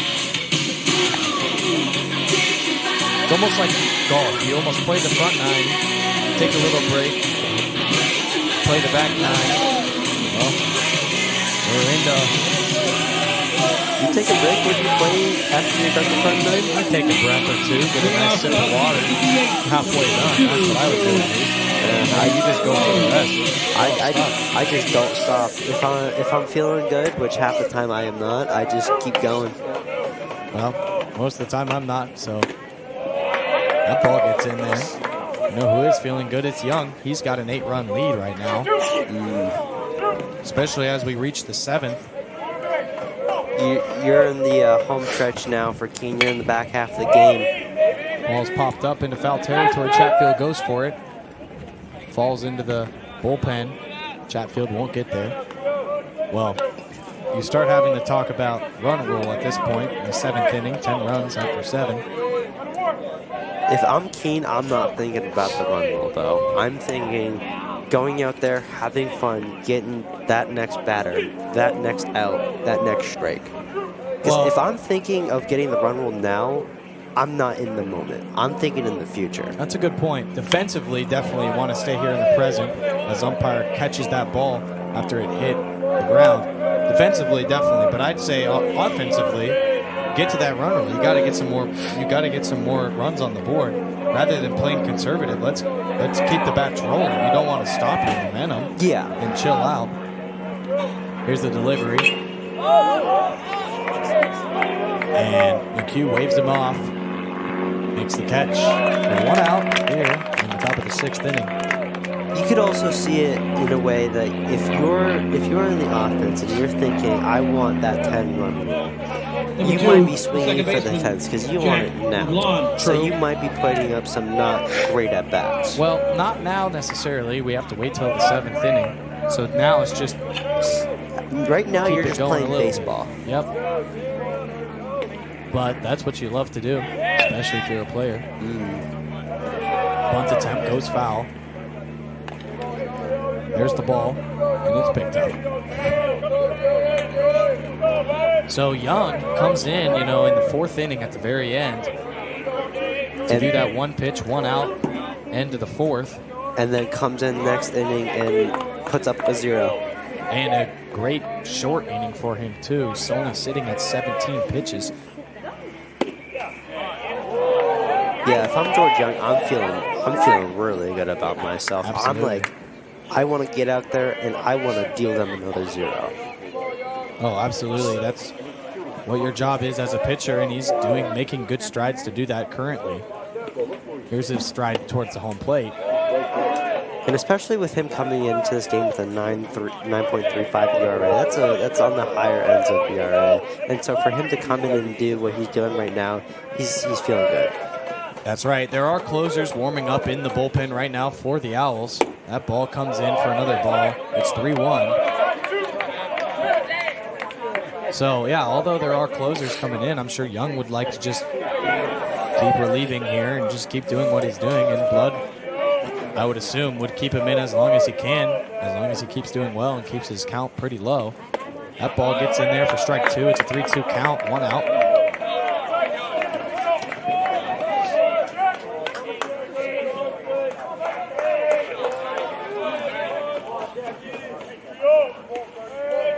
Young versus LeBlanc. LeBlanc, the big home run guy all day today.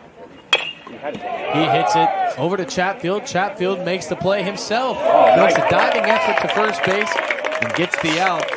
So now 2 outs here for the Owls in the 6th inning. LeBlanc finally doesn't get on base. We're seeing a lot of Superman poses today. Yeah, I don't know what it is. Superman poses have been out. Connor Burgess. There hasn't been a new DC movie in a while. So not sure why the Superman poses are coming out, but it's been good athleticism being shown by both teams. That pitch comes in for a beautiful strike. It shows you, the viewer, that these players, they're in this game. They're not over here. They're in the moment. I love that. Yeah, that's true. They're putting all their poker chip on red and saying, I want this. Yeah, I mean, it's going well for them, for Keene State so far. Roulette keeps coming around and it lands on red. As for Southern Maine, it's landing on black. Not doing well for them. That ball gets in there for strike 3. Young retires a side, 3 up, 3 down as we head into the bottom of the 6th inning.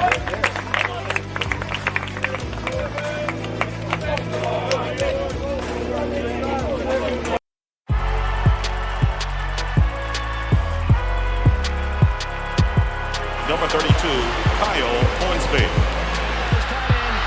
Inside the 30. Touchdown. Michaela Burgess. An incredible finish by Hall. The NCAA and its member schools offer nearly 500,000 college athletes a path to go pro in something other than sports. Learn more at ncaa.org.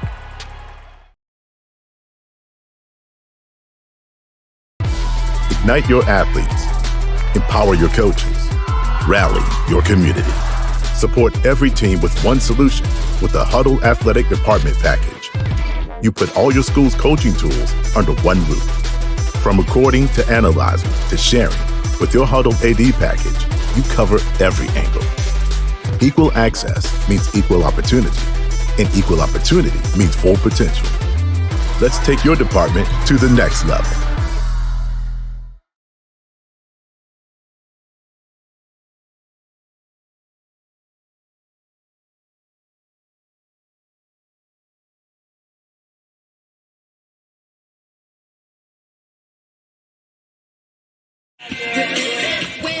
Welcome back here in the Owls Media Network as we take a look at some of our athletics faculty department. We've got Marty Testo and Abe over there. Abe sporting the sunglasses. Marty decided against the sunglasses today. But both of them baseball fans, both of them been here all day, watching the women's lacrosse, now watching baseball. Great support as always from our athletic staff. Wouldn't you want to be a fly on the wall in that conversation? Who knows what they're talking about? Could be talking about the game, could be talking about where they're going out to eat tonight. Possibly Easter plans tomorrow. Cody, you doing anything for Easter? I am not. Most of my parents are out of town, and I don't know, I was just looking forward to just having the dorm to myself this weekend, so I decided to stay home, just rest up, get caught up on some homework, Caught up on sleep and homework, definitely. I feel you. I'm Those 8 a.m. classes are fun. I don't have a single 8 a.m. or a 10 a.m. for that matter, but I understand. My dad's here watching. He flew in yesterday. That ball's fouled back. It's Filet up to bat. Leading off for the Owls, the shortstop. It is warm in here, man. He's cooking. I guess it also doesn't help that we're both wearing jeans, too. Yeah, I'm not in jeans, but definitely black pants don't help. That ball down in the dirt. It's 1-1. Bottom of the 6th here. It's Filet up to bat, like I mentioned.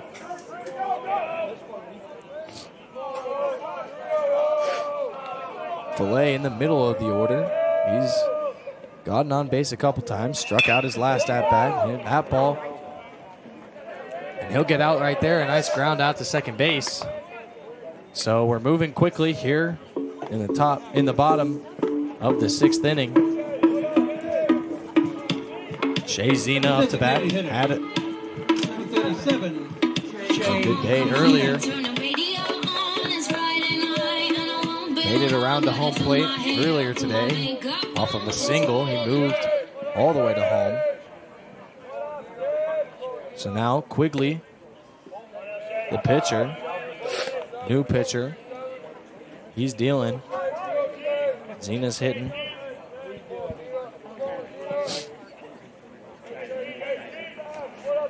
Here's Quigley. That gets in there for a strike. It's 1-1.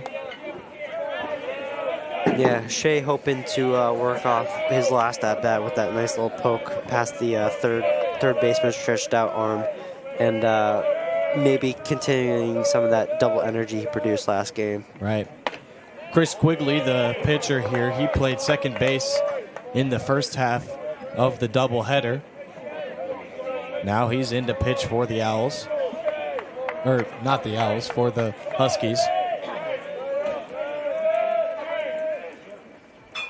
Zena hits it down the right field line. That bounce is fair, according to the umpire. I'm not sure it actually did. Second double of the day, and if it did or did not is not the question anymore. Now he's happy he has that double, that second double. That's right. So now the coaching staff coming out to talk to the umpire, pleading his case. seemed like that ball might have bounced on the outside of the foul line. He can plead his case, but you can't check it. You can't make a decision. You got one chance to see it. The umpire saw it. And I think I'm sticking with the umpire on this. I think it landed on the right side of the foul line past third base, so that counts as a fair ball. It's a very tough call there, especially with the third baseman making the play on the line too. He's moving over there, obscures the view, and with the two umpire system like we see here in the NCAA Division III, it's really hard to make those decisions from home plate. That ball's outside. It's 1-0. So Zena gets another double. And he's working off that last at bat. He felt good about that poke, and he's like, all right, I'm gonna do this again. And he gets he gets a second double of the day. Yep. And for him, a senior, this is one of the best days to do this. Exactly. That's the day you want to have as senior day, especially looking at the fans here. There's quite a bit of fans. Most of them are standing on the fence, actually, especially down the third base side, but there's quite a few Husky fans on the third base side on the first base side as well. And then a few of people are scattered in the stands as well.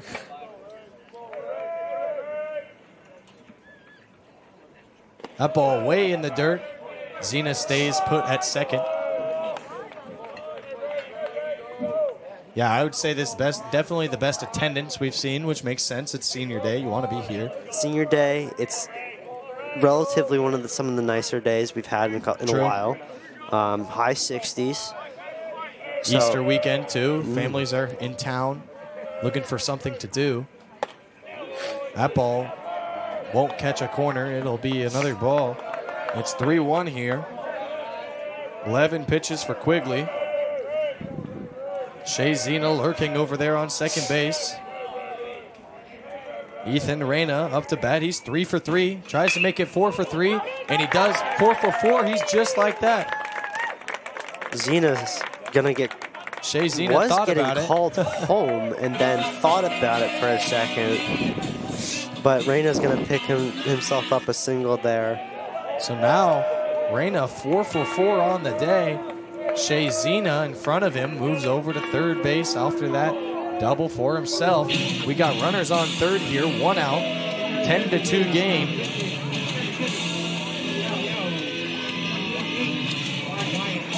Now Wyatt Daft pinch hitting for Barnes. Yep, comes into the second to last spot here in the order.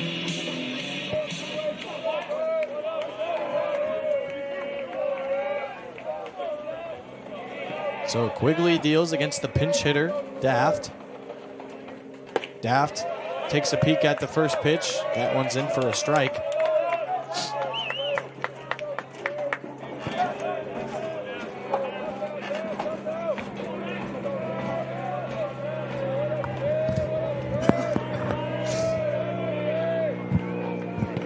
Quigley wheels and deals. That ball is outside. It's 1-1.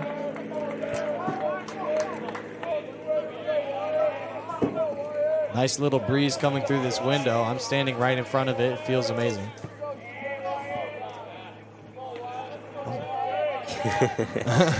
I know it's a little bit toasty today, but I'm not too upset about it. It feels good, especially since earlier this week it was low 40s. Yeah, I mean, you tell me, but I would rather it be scorching hot than extremely cold.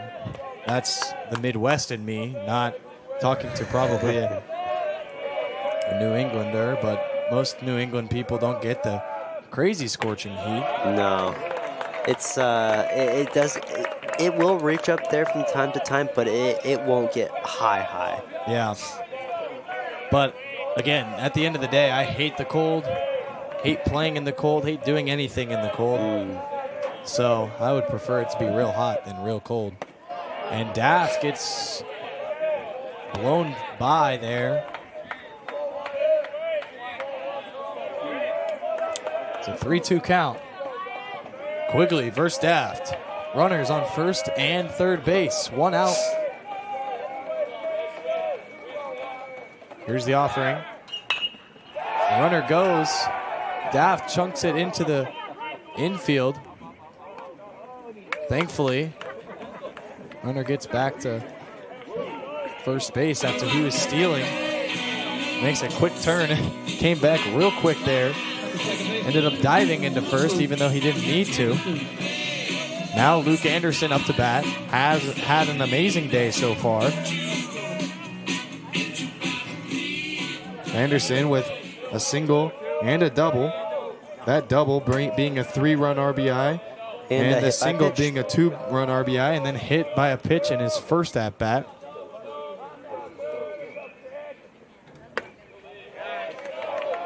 Ball's outside for a ball. Yeah, Anderson having himself a really nice day. He's going to go home tonight and definitely feel good about the performance he's had today. Definitely. Owls really would like to get 2 runs here. Get that 10-run advantage as Anderson hits it out into left center field, and the play is made and retires the side. So the Huskies get out of a jam here in the 6th inning. We head into the 7th inning.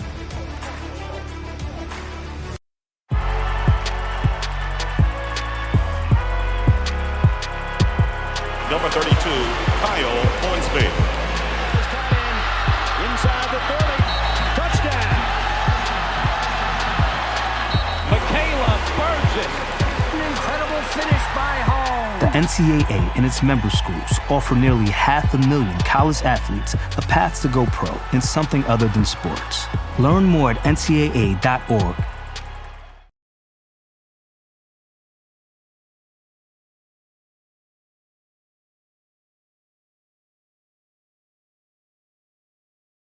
Fenton Family Dealerships, Tri-State Area's best selection of new and pre-owned cars, trucks, and SUVs, has state-of-the-art service facilities and services all makes and models. Home to an exclusive lifetime powertrain warranty on no extra cost to you. Locally owned since 1986. More information at fentondealerships.com.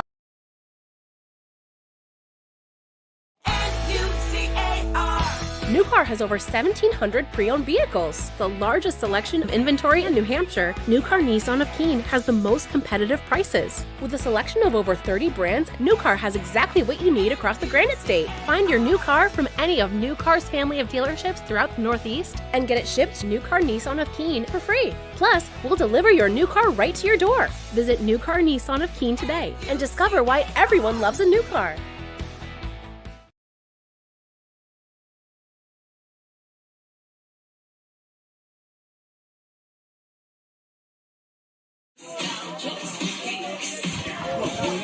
Welcome back to the Owls Media Network.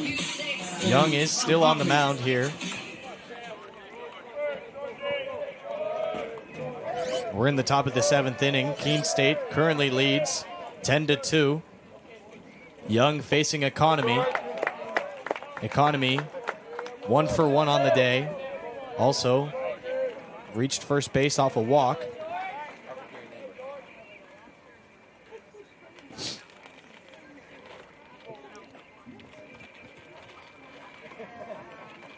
Umpire decides it's a good time to clean off the base. Little spring cleaning. And Keene does have a couple pitchers in the bullpen warming up. Seems we have number 32 and Shea Zena warming up. Yeah, Zena's a good pitcher and has had a good day with the bat in his hand, so kind of interesting if he were to go in the game. But Young has done well so far. Like we mentioned, he's pitched since the end of the 4th, into the 5th, through the 6th, now into the 7th. 0-2. That ball will win the dirt. But for me, there's no reason to take Young out, at least for a little bit. No. He's doing his job to perfection. Yeah, no, Young's doing a great job so far. Keeping SMU to keeping them in check, keeping them mindful of where they are, reminding them they're in the Owl Athletic Complex and this is our home. We're going to defend it. Right, and you got to think too, like with their game on Tuesday this week, Justin Blood would love to keep the rotation rather low. Doesn't want to get Too many pitchers in there throwing. And Young gets the strikeout on Economy. The Economy was booming earlier. Now it's been a little bit of a drought in the Economy. Pull out your stocks now.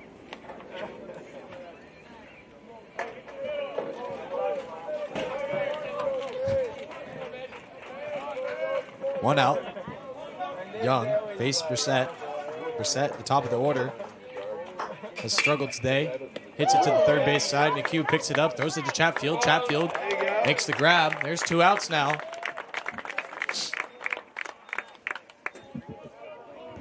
Yeah. Young just picking up where he left off past couple innings, just trusting his command, and now Blood's gonna take him out. Yeah, it's time for a pitching change. Time to put in the closer. We'll be right back here on the Owls Media Network.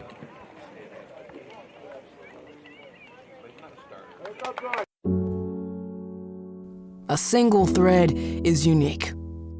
Like each of us, full of purpose and potential. A strand designed to connect, strengthen, and unite. But we face different challenges and have different opportunities. By acknowledging that others may struggle in ways we do not, we can celebrate our differences, embrace each other, and fortify the ties among us. A single thread can fray, yet when it's woven with another, a bond forms. A new strength created by the fabric of the whole. Let's embrace the fabric we make together, the diversity of our threads, to reach beyond ourselves and overcome the impossible. The true power of our game comes from unifying our individual backgrounds, connecting our unique stories, enabling us to be stronger, braver, greater. We can achieve so much more when we are all as one. What a season. The confetti is going to fall. There she goes, and she's got it. How sweet is this, and how wonderful for the sport.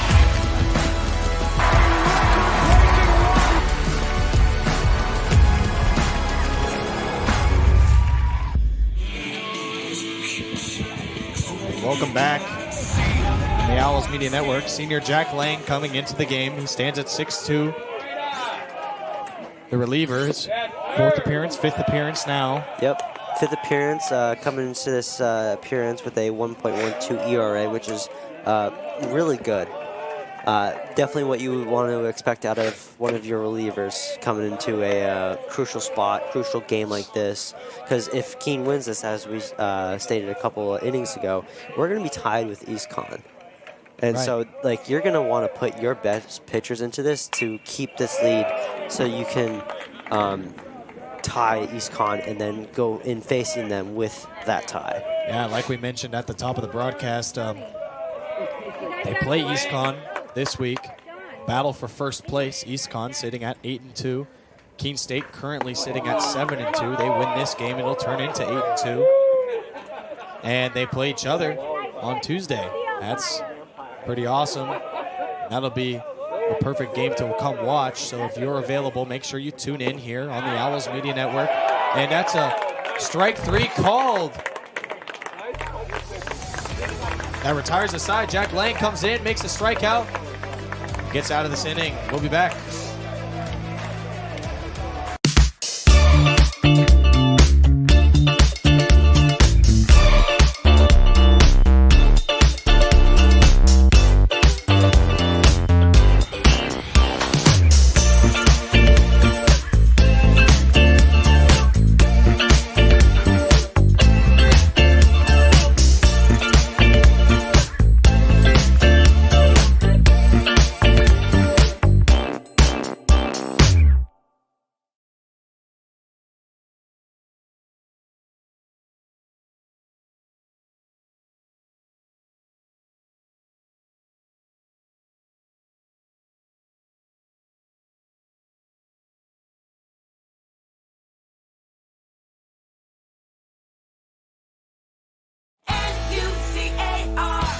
Looking for a new car? It's time to visit New Car Nissan of Keene. 600 new Nissan cars, trucks, and SUVs are available right now. Plus, New Car Nissan of Keene has the most competitive prices. Every new Nissan comes with New Car's complimentary 20-year, 200,000-mile protection plan. Drive worry-free for many miles to come. Visit New Car Nissan of Keene today and discover why everyone loves a new car.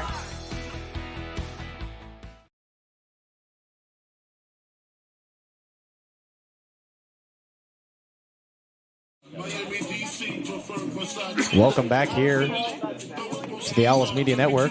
You can see quite a few fans posted up in their lawn chairs, enjoying a beautiful day and enjoying a great game, great doubleheader matchup. LEC, NCAA, the heart of Keene, New Hampshire. Yeah, and SMU has another pitching change. They'll put in number 45, Adam Gorganski, freshman coming out of Milnot, Maine. Say that again? Oh, Minot, Maine. Minot, Maine. Okay. I saw an L. There was no L. And his first pitch of the game will be a ball to Evan Calley. Yep, Calley has had a busy day behind the dish. Calley hits it into left field. Ball's caught. So there's one out. 2 pitches thrown there from Gorjanski. We talked about it earlier. 2 runs this inning and the game's over. Instead, yeah, don't do it. That's okay. We've still got 2 more innings to play to finish it. And now due up for Owls is another Evan, but instead of Calley, it's McHugh. Yep, the Evan combo. And McHugh's had himself a game so far. He's 1 for 4 so far today. He does have a home run, though. Yep.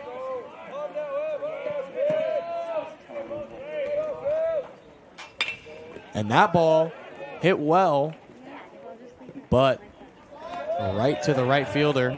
He makes the play.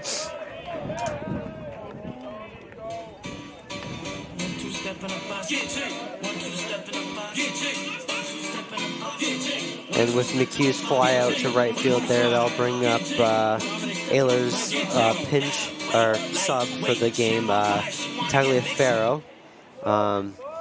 He is 2 for 3 on the day. Yeah, Tagliaferro struck out to start, but then had a great hit earlier in the game.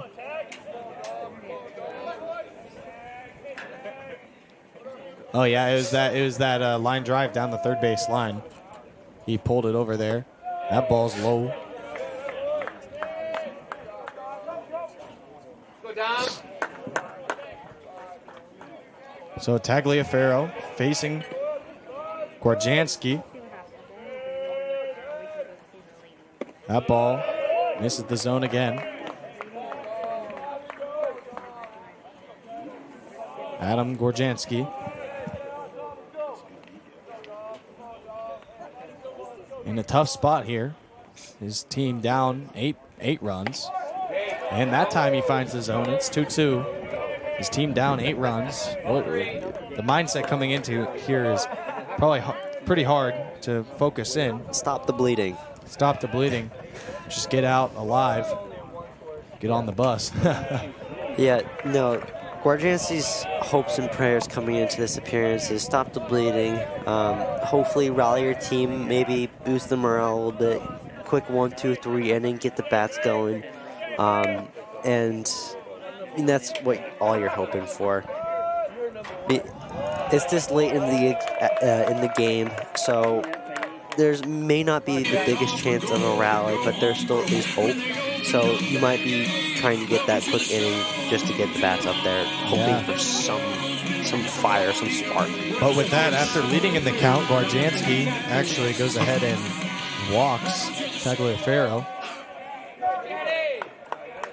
So now it's Chatfield up to bat. Chatfield has had a big bat today. Has had a big bat all season.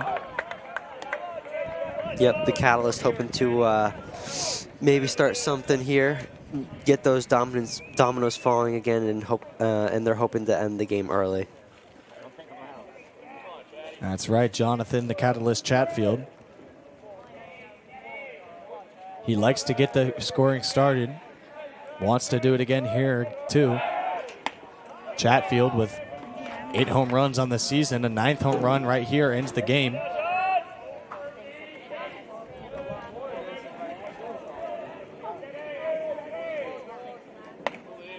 That ball misses the zone. Just a bit high.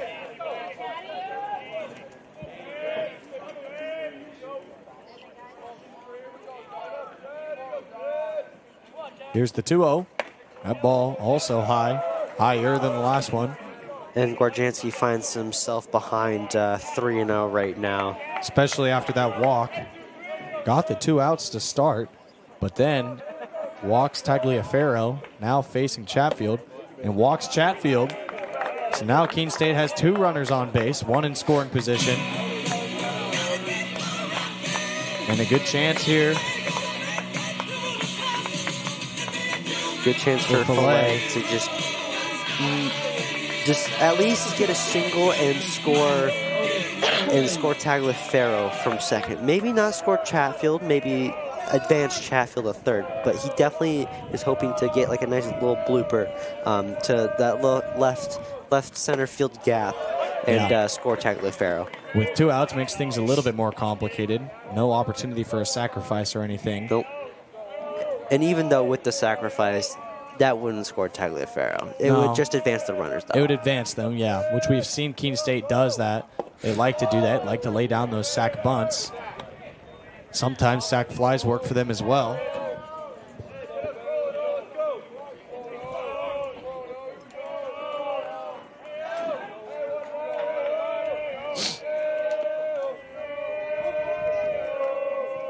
Here's the offering. That ball's also high. Gwarjanski's struggled finding the zone.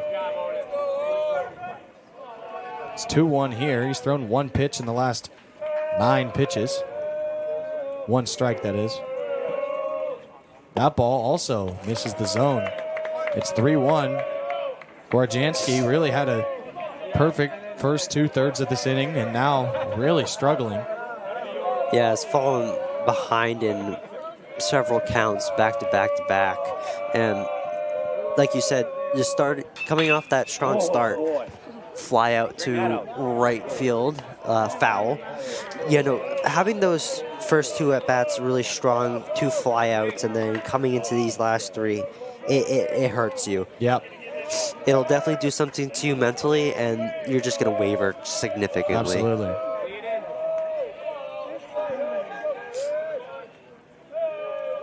Here's the 3-2 pitch. That one. Oh. Filet thought it was a ball. Umpire disagreed. So it ends the 7th inning.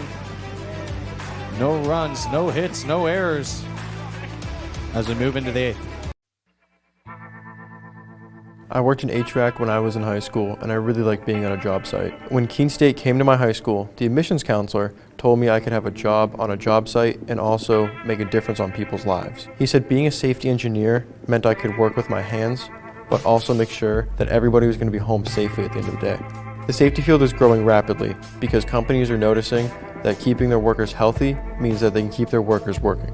My plan is to graduate from Keene State so I can get back onto a job site as a safety engineer. It's great because there's jobs to choose from all over the United States, so I can basically go anywhere I want. Keene State is giving me the tools to make that happen.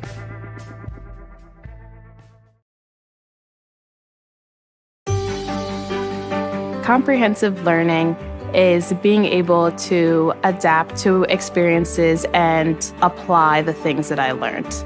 Being an athlete and juggling academics helped me grow as a person, and things that I've learned, I was able to apply it in another field, putting them into everyday life. Developing comprehensive learning helped me prioritize certain things to make sure I get to where I want to be. Welcome back here to the Owls Media Network.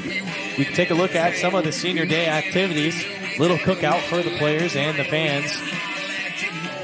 And you can see that dog lurking. He's waiting for some scraps to fall on the floor.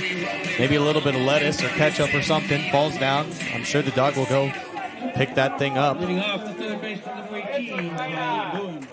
No Owls still. The Keene State Owls, however, playing very well, playing good baseball, playing good lacrosse, playing good softball today. Yeah, no, Owls have had a very good Easter weekend so far for sports. Definitely. That ball's in the dirt. Everything coming up Owls, not Rabbits. Yes. Keene does seem to have some more bullpen action. Maybe keeping some more arms fresh to keep SMU on the toes a little bit. Absolutely. So is Jack Lang still on the bump. He deals. That ball's in there for a strike. It's 2-2 now.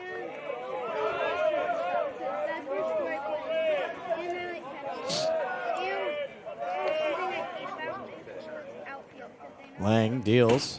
That ball popped up into center field. Tagliaferro under it. Tagliaferro makes the catch. And there's one out away here in the 8th inning.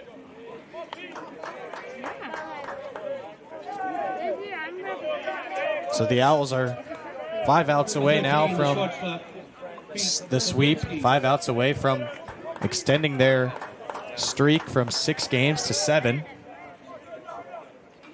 That ball chopped over to the third base side. Corralled by McHugh. McHugh makes the throw.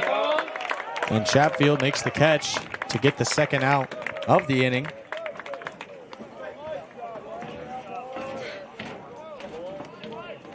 So now Keene State, they just have to kind of focus in, keep getting easy outs, no errors, no mistakes, just simple baseball. Just ride the wave out. Ride the wave, that's right. Don't try to do anything fancy. No need to let the Huskies into this game.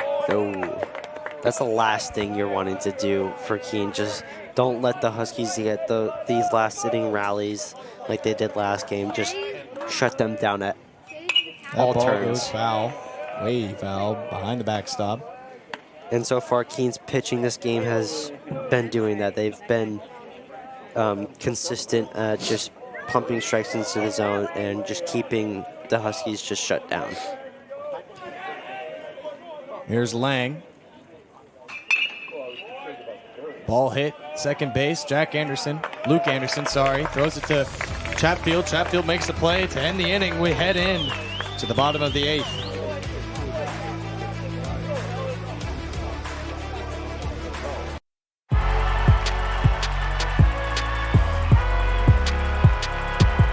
Number 32, Kyle Hornsby. Inside the 30. Touchdown. Michaela Burgess. An incredible finish by Hall. The NCAA and its member schools offer nearly 500,000 college athletes a path to go pro in something other than sports. Learn more at ncaa.org.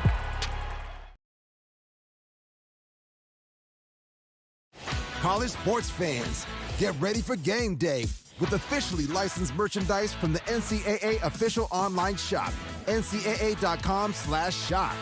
Get the whole family geared up with the best collection of apparel and accessories, including t-shirts, sweatshirts, headwear, championship gear, and more.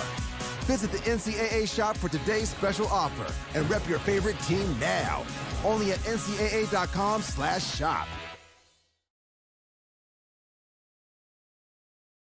Fenton Family Dealerships, Tri-State Area's best selection of new and pre-owned cars, trucks, and SUVs, has state-of-the-art service facilities and services all makes and models. Home to an exclusive lifetime powertrain warranty and no extra cost to you. Locally owned since 1986. More information at FentonDealerships.com.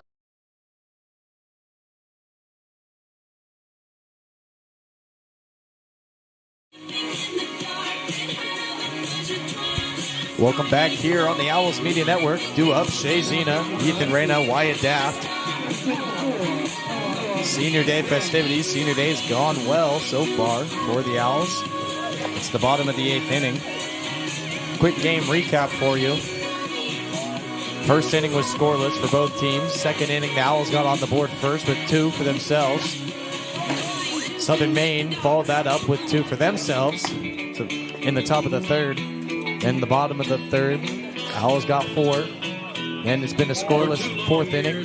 Scoreless top of the 5th for Southern Maine. The Owls got 4, and then there hasn't been a score since then through the 8th inning. Still at the point here where 2 runs ends the game. If not, it's 3 outs. Shea Zena hits it deep into left center field. That ball is gone. Another home run here for the Owls. They can't stop. Zena working off that double last at bat, and then he just picks the first pitch he sees and just sends it. You'd love to see it on senior day. It was a little bit slow at first for Zena, and then it just picked up for him. Yeah. I mean, at the end of the day, it's been the story of the home runs for the Owls. It's been 4 today, if you count the first game. And they keep trying to one-up each other. That one hit really well. So now, the Owls 1 run away from the game ending. Reyna wanting to end it right there with that swing. Yeah, Shea Zena making his mark known. Unfortunately, running out of time here for this cycle. He's got a single, he's got a double, he's got the home run, but no triple. Probably won't get back up to bat. But lots of home runs, which is exactly what you want to see if you are the Owls or an Owls fan in general. Yeah, it tells you, the fan, that the Owls are seeing the ball at release and being confident in their swing. Absolute missile at the dugout from Reyna there. Yeah, the ball headed straight for the bullpen, just above the heads of, or the dugout, sorry, just above the heads of most of the players. Head coach Justin Blood runs onto the field to get the ball, brings it back. He still's got it. So now, 1-2 count, no outs, 1 run away from Keene State with the win.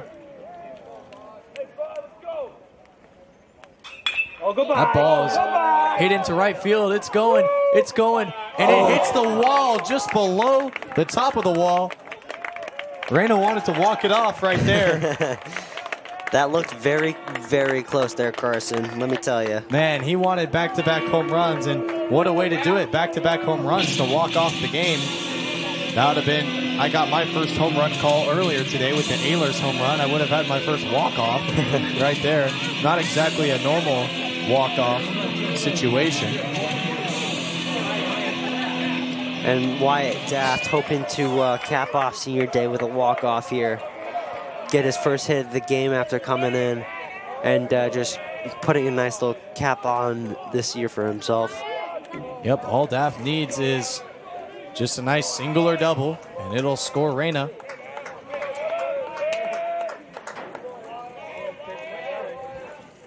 That ball's in the dirt. Daft says, I don't want it.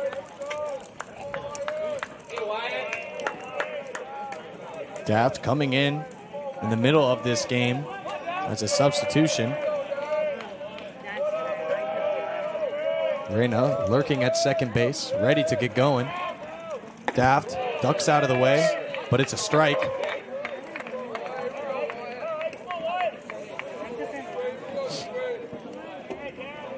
Daft digs back into the box. McMahon on the mound. That ball goes foul. I think it's pronounced McMahon. McMahon, my bad. Maybe the H is a little bit silent there. If you are a McMahon family member, I apologize. If I'm wrong, you can tweet at me, Flake_Carson, and call me out.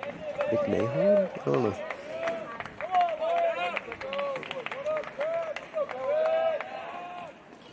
That ball. Little dribbler. Daft will make it to first as McMahon slips while he tries to get the ball. So now runners on first and third, a single away from ending this game. And that will bring up Anderson, who's had himself a day, hoping to just cap it off. Yeah, who better to have up in this situation than Luke Anderson after the day he's had? If you want to, make sure you stay here after the game. We've got the Soul of Entire post-game show. We'll be interviewing Luke Anderson and others, as well as Coach Blood.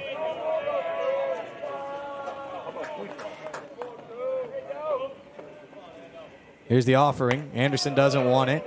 Neither does the umpire. It's a ball.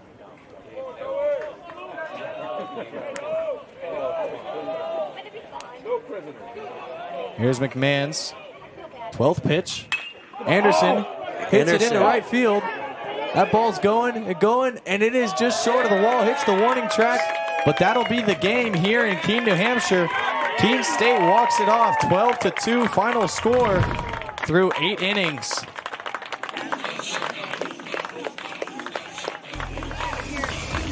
We'll be right back for post-game interviews on the Soul of Entire post-game show. Stay with us.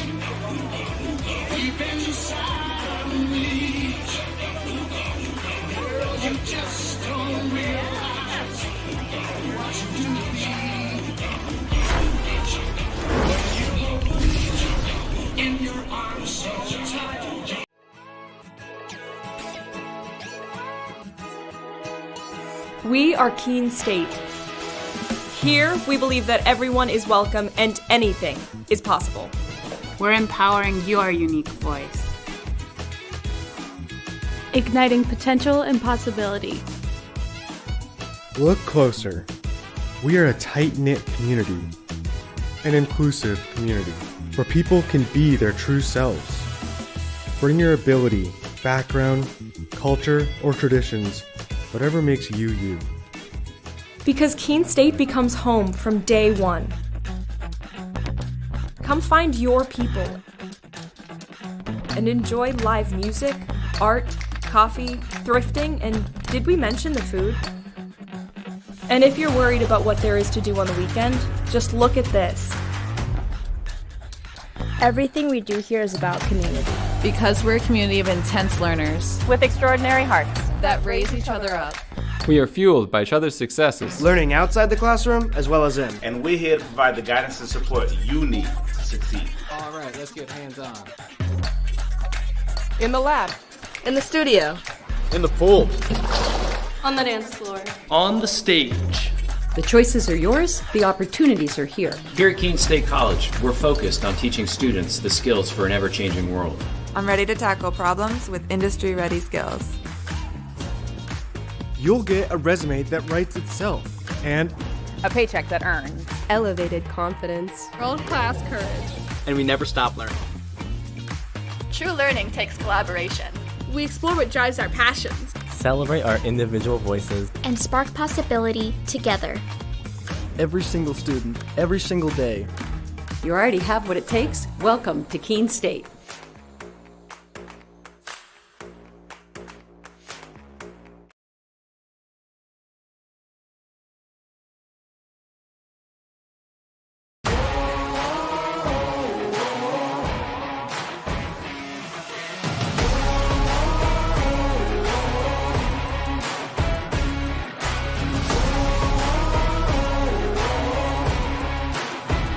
We are in a brand new state-of-the-art esports facility at Keene State College. 16 brand new PCs, broadcasting PC, coach PC, brand new equipment, headsets, mice, keyboards, custom desk pads. So it is a gamer's dream in here. This space, I love what they've done to it. I got to see it before it got renovated into what it is now.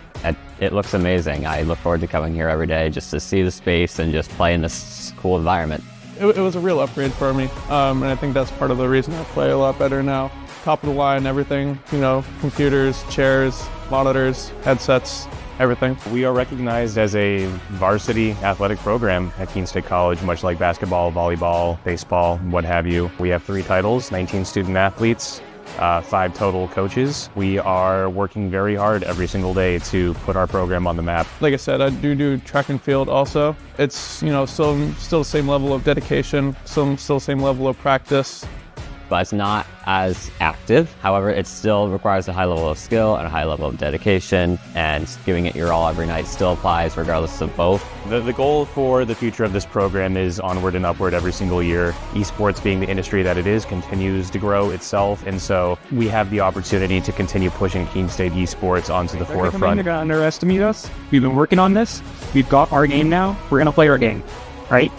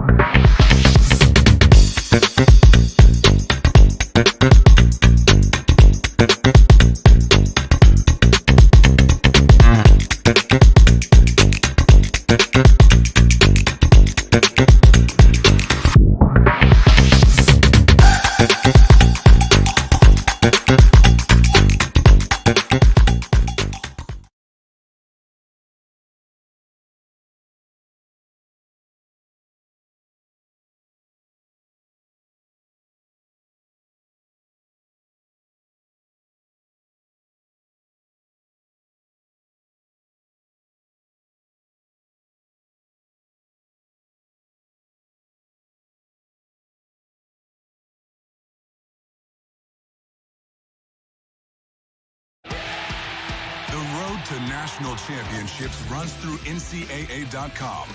And whether you follow one college team or all of them, it's never been easier to get the content you want all in one place. With live broadcasts of multiple championships across all divisions. With exclusive access. Turn this music on, we still dancing. And highlights for every single championship. Stay in the game all season long with NCAA.com, the home of college sports.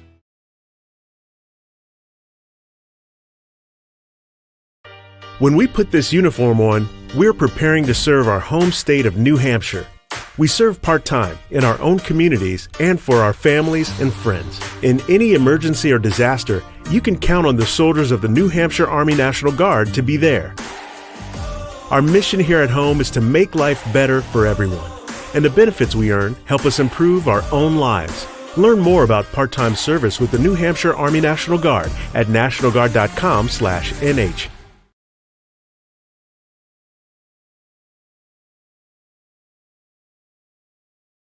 Welcome to Hurt Skirt or Just Hurt. Our first contestant is suffering from knee pain from a recent running incident. What do we think, audience? Hurt Skirt or Just Hurt? Why not try Hurt Skirt? Make your recovery hassle-free with Hurt Skirt, a patent-pending, stretch-to-fit, hot-cold therapeutic sleeve, proven to stay cold longer and still remain completely mobile. Drop the ice, skirt the hurt.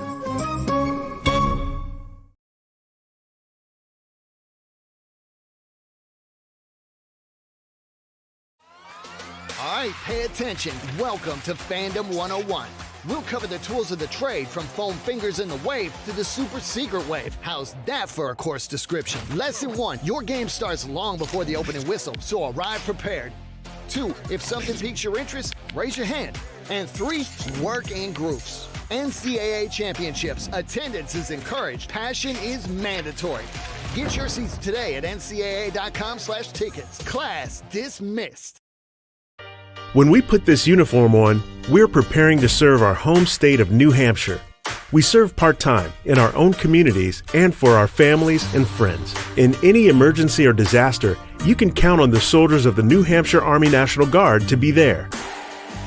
Our mission here at home is to make life better for everyone, and the benefits we earn help us improve our own lives. Learn more about part-time service with the New Hampshire Army National Guard at nationalguard.com/NH. Fenton Family Dealerships, Tri-State Area's best selection of new and pre-owned cars, trucks, and SUVs, has state-of-the-art service facilities and services all makes and models. Home to an exclusive lifetime powertrain warranty and no extra cost to you. Locally owned since 1986. More information at fentondealerships.com.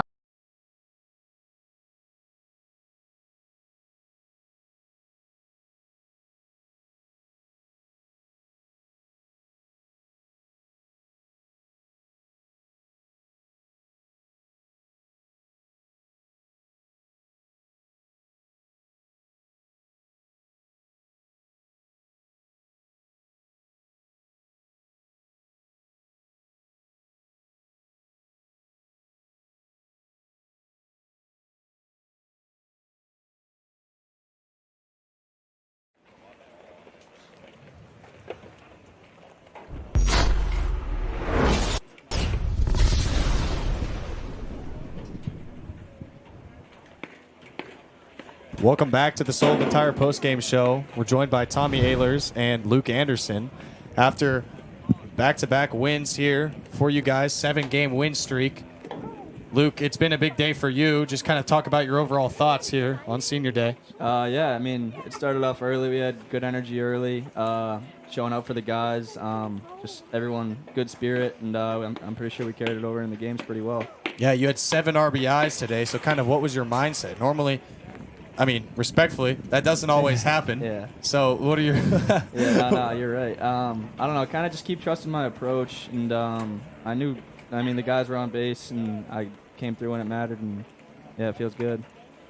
No, that's all the questions. All right, so Luke, I mean, you're in the bottom of the order. Do you think you're going to move up now? Talk to Coach Blood, be like, hey, I want the 4 spot, I want the 3 spot? No, I've been moved around a little bit this year, and I don't know, I'm pretty sure the 9 spot's a good spot for me. Let's get on base and let these guys hit me in, which is a good thing. Do you think being in the 9 spot, you're like just like a diamond in the rough there? Yeah, almost. I'm pretty sure they call it a second leadoff. So. Yeah, right. You get on base, and then they kind of, the top of the order kind of follows you up and then does their job. Yeah, don't worry. He doesn't get overlooked. We all know he's there, and we're waiting for him to get up. Because once he comes around, we know it's time to get ready to go. Let the guys do the job.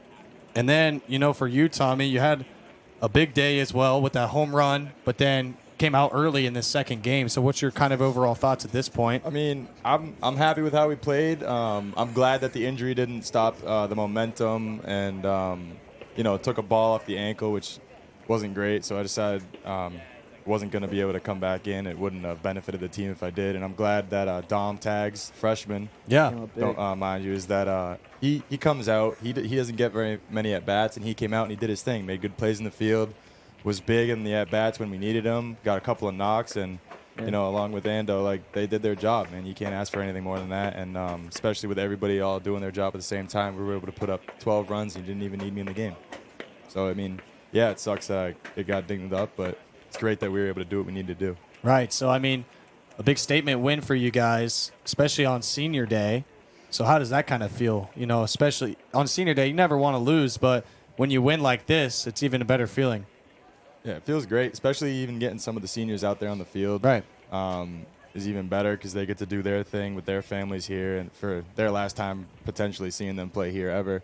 So, I mean, it's a good feeling getting this wrapped up and getting the W under our belt, especially for those guys that aren't going to be here much longer. Yeah, so now you guys are tied for first and then play the other team in first on Tuesday. So what's the mindset going in now? You got Easter tomorrow, but then big days Monday and Tuesday. Being realistic, placement doesn't matter. We're just going to go out. We're going to try to win games. Doesn't matter who we're playing. Doesn't matter if we're in first or if they're in first. This team has been ahead of us the past couple of years, and look what we did today. The standings don't matter. All that really comes down to is who's got nuts when you come into the game and who's going to put the bat on the ball and what pitcher's going to come out and shove the best. So realistically, it doesn't matter if we're both in first because I think we got a good shot at beating them even if we were in last place. Beat anybody. Exactly. Anybody. What a great mindset. Thank you guys for your time. Thank you. We'll be right back with an interview with head coach Justin Blood after this. This is Paul Sullivan of Sullivan Tire Company. We're thrilled to be sponsoring the Keene State College Athletic Program, supporting the Owls. No matter what the sport is, in Division III, they are legendary. What a great academic institution, liberal arts school, in a beautiful part of New England. So let's go, you Owls, and remember at Sullivan Tire, we're always here to get you there. Thank you.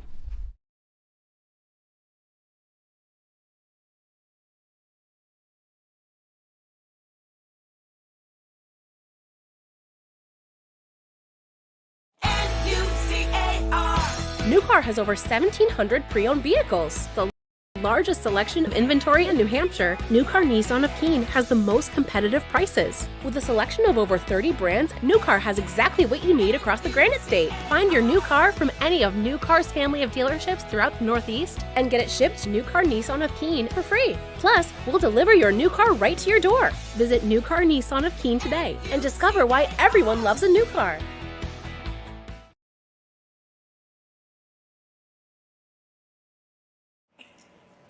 Welcome back to the Sullivan Tire postgame show. We're joined by head coach Justin Blood. Coach, so you had two very big games today against SMU. What are your overall thoughts and takeaways from these two games?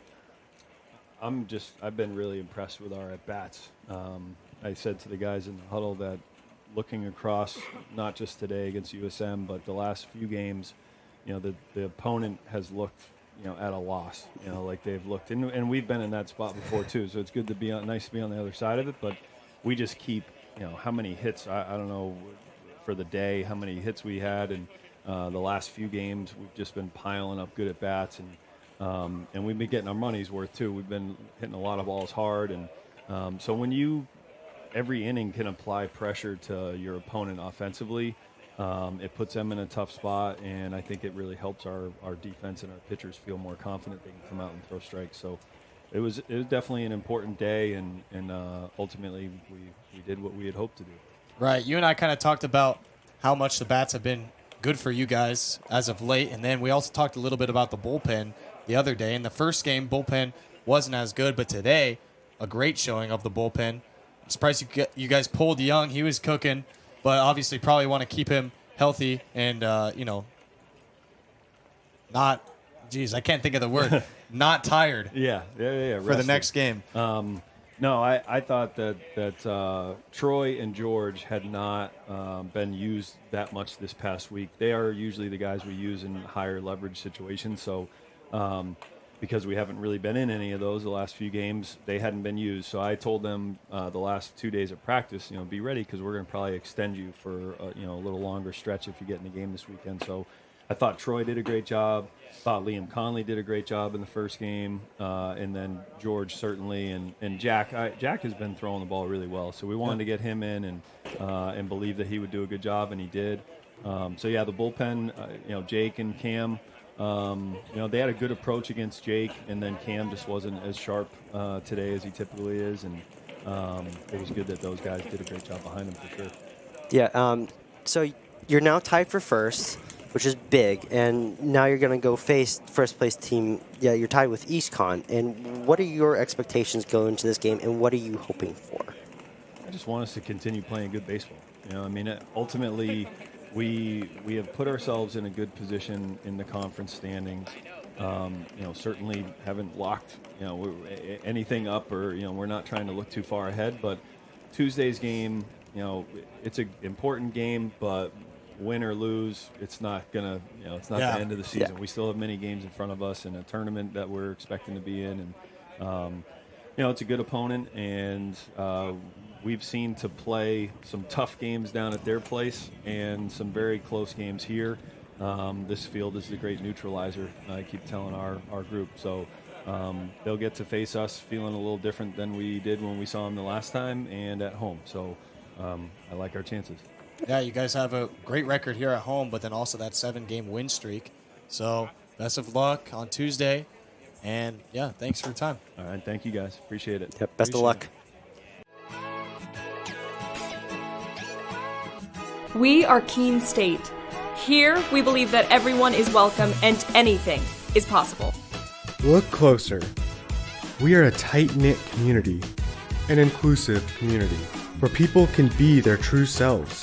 Bring your ability, background, culture, or traditions, whatever makes you you. You already have what it takes. Welcome to Keene State.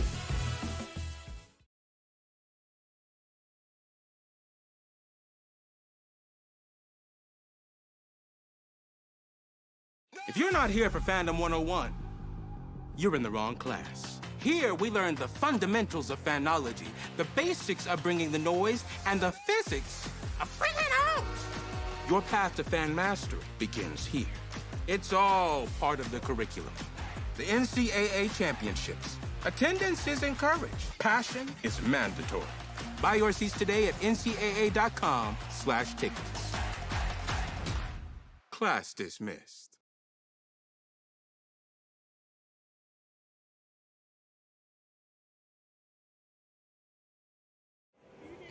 Welcome back to the Sullivan Tire postgame show. Keene State currently 4-0 on the weekend. They're looking to make it 5-0 with a win. They're currently winning against Castleton in softball away right now. 6-2 in the second inning. Seventh inning, sorry. Today's game on the Owls Media Network is brought to you by the New Hampshire Army National Guard. Visit nationalguard.com/New Hampshire. Sorry, nationalguard.com/NH or call 1-800-GO-GUARD. New Car Nissan of Keene, your premier new Nissan and used car dealership near Keene. Discover the new car difference. American Steel Fabricators. Visit americansteelfab.com. Fenton Family Dealerships, the tri-state area's best selection of new and pre-owned cars, trucks, and SUVs, locally owned since 1986. Fieldstone Land Consultants, a professional engineering, land surveying, and environmental services company serving New Hampshire, Massachusetts, Vermont, and Maine. The Melanson Company, commercial and residential roofing since 1932. Engelberth Construction, we build relationships for life. Sullivan Tire, located on Winchester Street in Keene. We're always here to get you there. Noise Volkswagen, we look forward to guiding you on your Volkswagen journey. And by the Best Western Plus Hotel, located at 401 Winchester Street in Keene. Thank you for joining us here. Cody, along with Carson, we appreciate your time. Owls got 2 big wins today. And we will be back on the broadcast on Tuesday as the Owls baseball takes on East Con. Thanks for watching.